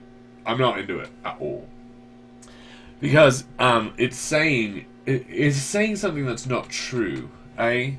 And it more has to do with... what's really sad about it is... It's a criticism of their own mothers, right? As in a criticism of their own mothers, they're going to abuse their child, right? Hopefully their mom will see it, how bad they were, and apologize to me. And so, once a mother, always a mother. And it's like, I'm going to take care of you no matter what. We all need a mother forever. And that's not true. It's really offensive. It's a really offensive thing to say to someone. Is like, well, we're all people and all people need mothers, and I'm going to be your mother for my whole life. Once a mother, always a mother. You can count on me for that. And the answer is no. We don't need a mother. Yeah. Right? We can raise a child without a mother. It's true. So the need is not literal, right? You know, we can't bear the child, so right? So that's when we need a mother. And you know, maybe we can. I don't know what they're doing in laboratories. But you know, yeah, fucking. If you're talking about the logistics of it, oh yeah, we all need a mother. But when I'm a 25-year-old, do I need and I'm having my first child, do I need my mother there? No, I don't. No mothers need to be there. There's one mother there. They're having their child. Mm-hmm. Everyone else gets to be friends, right? Yeah. Because once a mother, always a mother means that when you're a mother of a mother, right, you're fucked, right? Mm-hmm. You're like up this ladder, and it's like, well, yeah, but I've been working my whole life to get pushed up this ladder. Right? Yeah. So once a mother, always a mother is like, it's pretending to be about the child, but it's not. It's really about the mother. It's like, you owe me now. Remember, I'm your mother. Mm-hmm. Right? I always get to look at you as a child. Right. And which means very specific things. Right. And in fact, you're the only humans on this planet who I'm allowed to do this to. Mm-hmm. Right. Yeah. So I'm going to fucking do it. Right? Mm-hmm. And so isn't that like... Isn't that really selfish, right? Isn't that a person saying, look, I can't treat anyone else less than me, except for the people who literally came out of my uterus. So I will. And for all of forever, for my whole life, I'm never going to stop this. Yeah. It's a declaration of... We're never going to be equals. Yeah. Right? Mm-hmm. You'll never catch up to me, kid. Don't try it. Yeah. It's just such a weird, stupid thing to be saying to people whom you're supposed to love more than strangers. Right? Because I can patronize strangers. Mm-hmm. I can just patronize them, treat them like stupid idiots. Especially when they're wearing a cross. Mm-hmm. You know, I can just be like, hey, you're dumb in your head. Mm-hmm. And I long for the time where I really can look straight across at my kids and be like, oh, I was your father, and now you have no father. Yeah. We don't need fathers. Yeah, you're a unique individual. Right. Yeah. And you've taken all of your controls up. I can see that. You are now saying you are responsible for yourself. You no longer need someone to have control Yeah. of making sure you go to sleep and put food in your body and make sure you get your education. To take responsibility for the things that you are not taking Yeah. responsibility for, which is the place of the And father. to say that I'm always a mom means I am always going to tell you that you're not doing it right. Right. But there's a way to do that to your friends. Okay? So I have some friends, and, they're living their lives, and I think to myself, well, you don't have to live your life exactly like that. You can live your life a little bit more like that. And I can criticize them. Yep. But you to can be have conversations, right. drink some beers and talk about it and Right. go through the ideas of why you do it and why he does it. Right, and to think to myself, this would be a lot easier if I could just treat them like my child. That's stupid. Yeah. And so to fucking use that tool just because you have it built into the fucking human pyramid with your kids, to just use it, is abusing the human pyramid. You didn't birth your child. You birthed a friend. You birthed an adult like you. You didn't birth someone forever lower than you. You didn't birth your toy. You didn't birth your property. Yeah. You birthed another human. An adult human. It's going to be an adult someday. Probably while you're still living. There was this saying, and I'm not really sure where it comes from, but the saying is like, you're never really an adult. You're never really a man until your father dies. And it comes from like a cowboy-ish sort of time where people didn't live much longer than 60, right? Yeah. And so there was this early adult phase, and you started having kids, and then your father died, and you were the adultest adult at around 35 or whatever. The adultiest patriarch. Right, you became the patriarch, and then you were a man. Yeah. And it's like, cool, but now that we're going to live to be 100 years old, and there's going to be 5 generations of us, we got to figure out a way to get these people to be men before their fathers die, right? Yep. And so, no, you're a man when you're responsible for your own mess, right? When you're responsible for you, Yep. you're a man, and when you're responsible for a little bit more, you're a little bit more than yourself. Because Right. maybe you guys don't see this picture. Let me show you. Let me paint you a picture for you. There's circles, eh? Equidistant circles. The unit circle. A whole grid of them, eh? Continuing forever to the east and west and to the north and south on a piece of paper. Little inch circles. In the middle of that circle is a dot, and that's a person. Okay, and so these are all the people living in the world, and there's mess everywhere. Okay, so if a person were to clean up their circle that they're in, and just their circle, and everyone were to do that, the thing would get really clean. And then, if some of those people were able to clean up a little bit more than their circle, it would be spotless. It doesn't have to get much bigger than your own circle. Clean up your mess, and a little bit more, and then all of a sudden, in one generation, very quickly, there is no mess. And that's the power of parallel processing. And that's what we're doing. We are not all following one path and trying to cram onto the path. We are all parallel processing. We are programming our own brains, cleaning up our own space, and a little bit more. And with this tool, the whole world will be clean quickly. Quickly. So, Yeah, and as parallel processors, we're on very unique paths. right. Our own path. It is impossible to be on another processor's path. Because it started at a different place. Yeah. And it has to go a slightly different direction. Yes. And there's no such thing as using someone else's path. Yeah. Right. And also, because the tools have to be made in your own brain. Like, you literally can't, not just because of metaphorically, you're unique. And it's because you can't even get there. Like, you can't move to where they were. Like, that's nonsense, and then start walking down the path they made. That's crazy. Ian Wood asks, what is your best advice when someone says, look around, there must be a designer, therefore there must be a god? My advice for you is to grant them that. My advice to you is to use the tools of Pastafarianism to get past the bad faith arguments.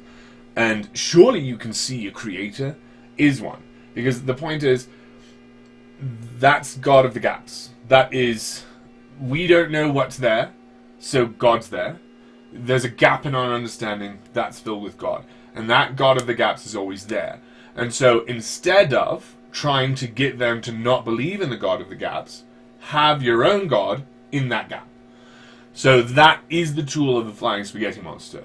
Is when they say, look how beautiful it is, look how obviously designed it is, you say, yeah, flying spaghetti monster designed it. And then you're done. Mm-hmm. And they're like, no, Jesus designed it. And you're like, okay, prove it. Right? Mm-hmm. Because literally that's all we're claiming with the flying spaghetti monster, is that he created it. And it's like, yeah, but does he listen to your prayers? And they're like, well, I don't know, if he wants to, I guess.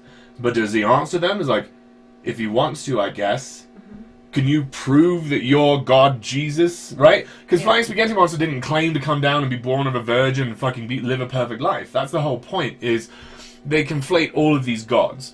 And so, you know, some of the sort of, especially the agnostic parts of religion, the stuff that we cannot know about, just give it to them and have your own version of it, right? And so, you know, it's kind of stupid, but that's what I do. Because I don't want to have this argument again and again and again and again. I want to get past that. Because the point is, I want to get to the part of the argument where they're talking morality. They're saying, yeah, if Jesus comes to me in a dream, I'll kill my kid. And you're like, cool, that's a long way from, but doesn't it look like it's designed? You know what I mean? Like, I want to get the fuck away from those arguments as quickly as possible. If you don't want to do that, if you don't want to invoke Flying Spaghetti Monster to just move past this and be like, you have an X there and I have a Y, so which one is it? Right? You say Jesus created the Big Bang, I say Flying Spaghetti Monster created the Big Bang, how are we going to know who's right? And move forward with the conversation. If you don't want to do that, if you want to stay there and be like, this is the fallacy you're falling for right now, I would say compare them to other groups of believers, a third party. Say, okay, yeah, but, you know, Scientologists believe what you're saying, and so their answer for that is Xenu. You know, if you don't want to set up yourself as another false belief, and so how are these two false beliefs going to communicate? Choose a third one. If you want to focus on this idea as a fallacy and something wrong with them, instead of moving on with it, if you want to address it and sort of say, this is why you're wrong here, is like, okay, but, you know, you say Jesus created it, but the Muslims say that it wasn't. It was Allah, right? Like, so, yeah, if you want to stay on that point, bring in a third party. So those are my two advices for you. I don't want to bring in a third party for this. I probably did. You can probably see me in a lot of videos doing it, but I'm just bored with it now, right? If I were to meet someone on the street now, I'd be like, cool, you're the sixth person who said this, and it's never gone anywhere. And so that's why I would just move on from this. But I'm not telling you to. Yeah. Because that is the point. That is the point. Is my actual advice to you is to be a good faith conversationalist in that conversation. To be like, wait, what are you saying? And they're like, look at this thing. And it's like, okay, so really? Really you're saying this? Because truth is on our side, and truth will be at the end of every of our explorations. And so you can not mind where the explorations go, and you can just be the good faith actor. Yeah. And you just let them take their thought all the way to the end. Because that satire is to take a thought like no abortions and to project it out as far as you can into the extreme and then show how stupid it is out there, right? And that sort of, people are satirizing this abortion conversation in America of like, so people are going to go to jail for 100 years if they leave Georgia and get a fucking thing, and it's like, well, that's sort of satirical, you know, like that's what's on the paper, but like, are the cops going to arrest people and are the judges going to sentence them to that? I doubt it. Right? Like, who knows how it's going to be enforced, but satirically, yes. Right? if we project it out all the way. So yeah, use your yeah. It depends if you want to... Yeah, anyway, I've answered that question. I'm going to be right back, and while I'm waiting, you're going to have to listen to Peter Gabriel again.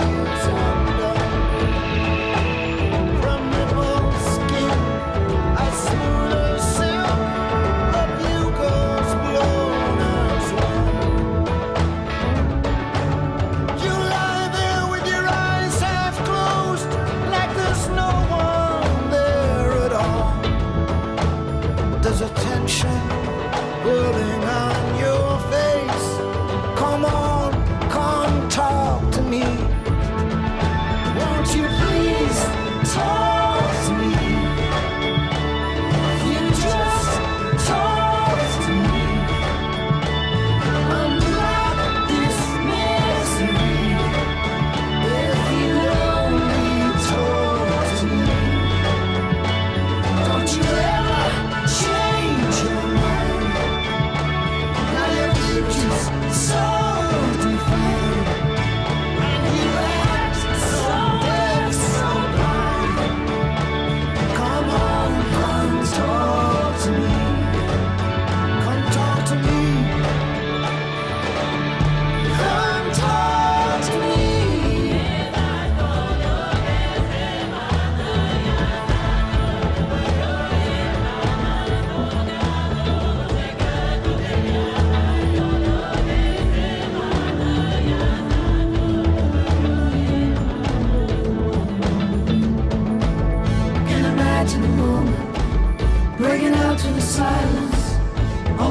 so we both might say. And the heart, it will not be denied, till we're both on the same damn side, all the barriers blown away. I said, please, talk to me. Won't you please come talk to me? Just like it used to be. Come on, come talk to me. I did not call to steal. You saw real. When you show me how you feel now. Come on, come talk to me. Come talk to me. Come talk to me.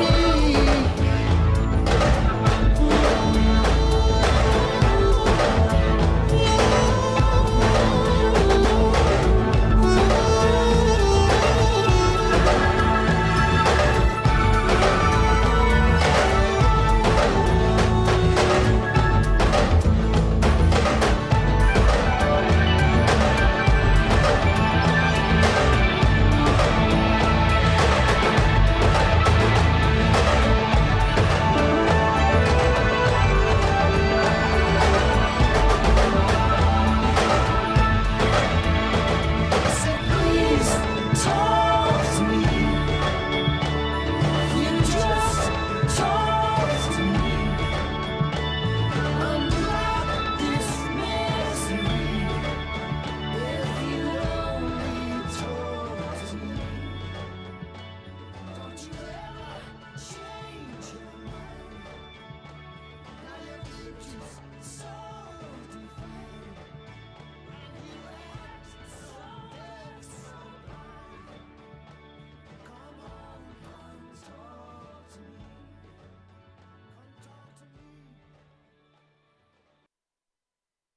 Story. Hello again. We're not gone yet. We've got some more things to talk about. Got some notes still to talk about. Ianwood says, in my mind, I'm 100% certain that I'm only 50% correct. What I mean by that is, we are here as human beings. We got here either by the Big Bang idea or something else, but who is correct? Which is correct? And so yes. So there is an idea of agnosticism. Okay, there is an idea of maybe some of the things we can't know. So there are people who say you cannot prove or disprove if there is a God. And I disagree with them on this point, but the idea is important. It might be true that some of these ideas we will always be agnostic about. That we think we can know them, but we can't know them like we can know other things. And if there are things like that we must confess we will always remain agnostic about, the causer, the first mover, the unmoved mover, the first cause, that which chose to create the Big Bang, is probably one of those things that we'll always be agnostic about. If there are things like that, we'll never truly know. And maybe what happens after death, maybe we'll never truly know before we die. Maybe there is, right? Or maybe we'll have to confess that we're agnostic about it our whole life. But if that's true, then I have to put something there, a placeholder. And the problem with these religious placeholders, especially these monotheistic ones, is a bunch of weird shit creeps in. And so put a placeholder there that you know cannot accumulate weird shit, okay? And you can create a brand new one, and you can call it whatever you want, or you can just use the flying spaghetti monster because that's what we're using it for, right? This is a placeholder for something I will always be agnostic about, okay? And then when you need to use a different placeholder, instead of conflating the two, right? Because that's the thing is, if you're looking at algebra and you're like, look, X is amazing. X means everything, right? Look, X is the best. I know what number I'm going to use. I'm not going to use 1 or 10 or 20. Those things are only useful in certain circumstances. I'm going to use the number X because it's the best number, right? It got conflated all the times you used it, right? You can look at it and be like, oh, no, that's not what I mean. That's not what X is. You're misunderstanding X. And God really, really, really quickly does that. It happens. They're like, no, I was saying God makes the world go round, right? I was saying something that I can never know causes the sun to rise and set. And because there's so many things I can never know, and it's the same God in each gap, you're fucked, right? And so put a new God, a new placeholder in each gap, right? Because if you're a monotheist, if you put the same God in each gap, then you quickly conflate the creator of the universe with the redeemer, with the prayer listener, with the judge, with the punisher, right? God, all of these things, God the loving, God the hating, they all become the same God. Yeah. It's like looking at X and thinking, I was serious every time. Every time I used X, I really did mean X equals 10, X equals 22, X equals 93. It really does equal all those things at the same time. No. It meant a different thing in each place I used it. And so that's the point, is fine. If you want to talk to them about agnosticism and be like, okay, but you can't say you know it's Jesus, right? That maybe there's a creator, but you can't say that creator is Jesus. Like, I don't know how you get there. Because when I say maybe there's creator, and that creator is the flying spaghetti monster, that doesn't lead to Jesus. But when they say maybe there's a creator, and that creator is called God, and in the beginning was the Word, and it's like, yeah, you're driving toward Jesus with this. So instead of headed to the conclusion of truth, why don't we actually ask that question and say, what if this is not exactly what it looks like, okay? What if we're wrong? What if this isn't exactly how it looks, and it's very old, and evolution created life in this way, or diversified life, rather, in this way? If that's not true, then what is true is harder for me to understand than to just look around and see and be like, okay, this is exactly what it is. So, because it's harder to understand, I've got to metaphoricalize it for myself. I'm going to put a placeholder there. I'm going to use a clean placeholder, right? Do all this shit in front of them. Because, yeah, agnosticism is truly a thing about some things. Ian Wood says, drinking wine, so getting a little drunk. Congratulations, Ian. Happy Friday. Happy Friday. Hopefully you're in a place of comfort. Hopefully you're in your home space, finished with your weekly chores. You're ready to begin your moments of leisure, which are, of course, the whole reason to live, right? The whole purpose of this life is to be at rest, right? Between crises, you know, just to exist, right? Like a gorilla in the mist, Being sitting able there. to sigh in contentment. Yeah, in your space, drink a little wine, do a little dance. Maybe you could get down tonight. Yeah. Ian Wood said, is God is outside time and space even a valid argument? I think that they do have to establish what that would be before they place anything there, right? Before you're like, okay, imagine a place where there's no time and there's no space. And now in that place, there's a hyper-intelligent being.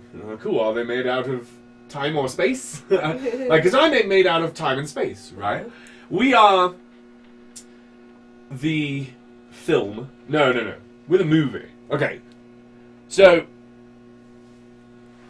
it's hard to understand what the spirit really is, eh? And it's the electric language dancing around on your meat, okay? That's you. Is the electricity, the collection of electricity dancing around on the meat in your brain. And a lot of that is in the form of language, okay? And, so... And seeing stories and... Right, but that's language. Like, the narratives are always inside of a language, right? You can't have a narrative without a language. Yeah. So you are that collection of language, right? So when I'm playing a movie, okay, I've got a projector, okay, and I've got a film that I'm running through the movie, and then light shines on the screen, and it creates a picture, right? One still picture, and then it takes it away, and it puts up a different picture, and then our eyes see movement, right? But there's no movement. Correct? See what I'm saying? Yep. Well, there is movement. The film's running through the thing. And so, your personality, you're that film. You're not the film. You're the light on the screen. You're the movie. We're playing the movie. And that's you. The movie has started. The movie is playing. It looks like it's in motion. And someday the movie will end. And then that's it for that movie. And then later we can run the film back and play the movie again, but it'll be a different person. Do you understand? You're that playing of the movie. And there is no motion. The motion is a optical illusion. So you're not what you think you are. What you are is still frames. One still frame right now. And then that changes over time and space into another still frame. And the optical illusion of movement, that's you. That's that thing that's thinking to itself, I'm me. You're not, right? You're just a fire burning, right? You're just a match, lit and burning down. And you're not the match, you're the fire, right? So, good luck with that. But, yeah, there is only consciousness in time. There can be no consciousness outside of time, because consciousness is an optical illusion that we are seeing as we travel through time. And so a God outside of time is ridiculous. And unless they can prove that it's not, then they should start talking about something else. Right? If you're like, that doesn't make any sense to me, there's no such thing as consciousness outside of time. Because here's how it would have to look. God existed. God wanted a universe. God decided for there to be a universe. God created the universe. I think you'll notice there's something wrong with my story, is it's sequential. There is time. There is no such thing as something outside of time, unless you explain it. And then you could call it ineffable, and that's fine, because cool, but why is Flying Spaghetti Monster is outside of time, right? He's inside, he puts his tentacles through it, but in order to put your tentacles into it, you've got to start outside, so that's where he is, right? And so, if it's just these sort of thought experiments, Flying Spaghetti Monster solves them, right? He fits in just as well as their imaginary friend. My imaginary friend fits into these nonsense statements just as well as yours. Now let's get down to the fact that yours condones slavery, and mine doesn't, and yours is immoral. Like, it doesn't matter. Because here's the other thing. If you think about polytheism, and you think about the reality that they proposed, specifically the Greeks or the Romans, who had chaos. Everything was created by chaos. There was this thing, and it's a god, and it's called chaos, and it created everything, including the Olympiads, Zeus, Zeus and Hera, and then Zeus and Hera imprisoned chaos. Okay? Yeah. So Zeus and Hera were the people that you worshipped because the creator, chaos, was not worthy of your worship. So maybe it's possible that A, the creator stuck around and is listening to your prayers and doesn't want you masturbating, or B, the creator moved on and just created it like shit, just shut us out its arse and walked away from the universe because it doesn't care. And so if we're just making up stories about the beginning of the universe, we've got to make up all the possible stories. And you can't do that in monotheism. You need polytheism come up with all the possible stories. There's a ton of fucking things outside of space and time, and only one of them created us, and never asked us to worship it. And in fact, probably isn't worthy of worship. It's probably a very chaotic monster that doesn't give a shit. So, yeah, that's the thing. If they're proposing a creator of this universe, it's nonsense. I'd rather talk about morality. The creation of this universe means nothing. Especially if their next step is, he created you, you have to obey them. Because that's absolutely insane. Like, where is that written? He created you, so he owns you. Like, oh, wow. Does that mean everything I create I own? Is that what that means? That if I create a human, I can destroy that human? Right? What if I do? What if I create a robot that's more sentient than we are? Is it required to worship me? Can I kill it whenever I want? Is that really within the moral sphere? I put to you, it's not. It's immoral. If I create something with as free a will as I have, am I allowed to then destroy it? Of course not. Of course not.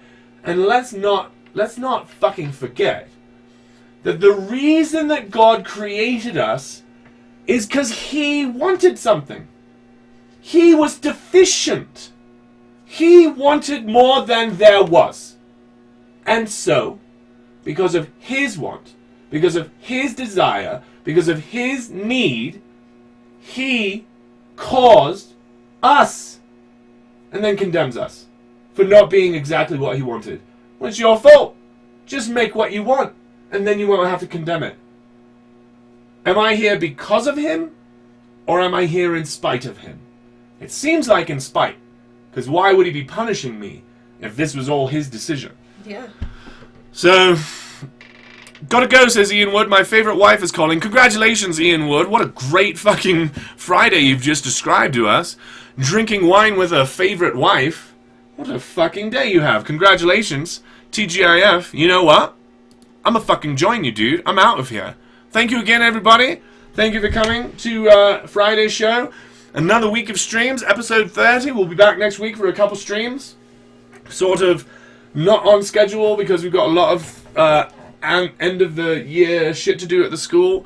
So some short streams, maybe some long, some early, some late. Who knows? Who knows? Who knows? Not me. I can't see the future. I'm just a prophet. Thank you very much for showing up. Don't forget to tell your friends to like and subscribe. It is hilarious when we get repeat viewers. I appreciate it a lotly. Send me messages on Twitter. Check me out on Facebook. I love you. Try to be moral, eh? I think we can. I think we can be good people. You're responsible for that.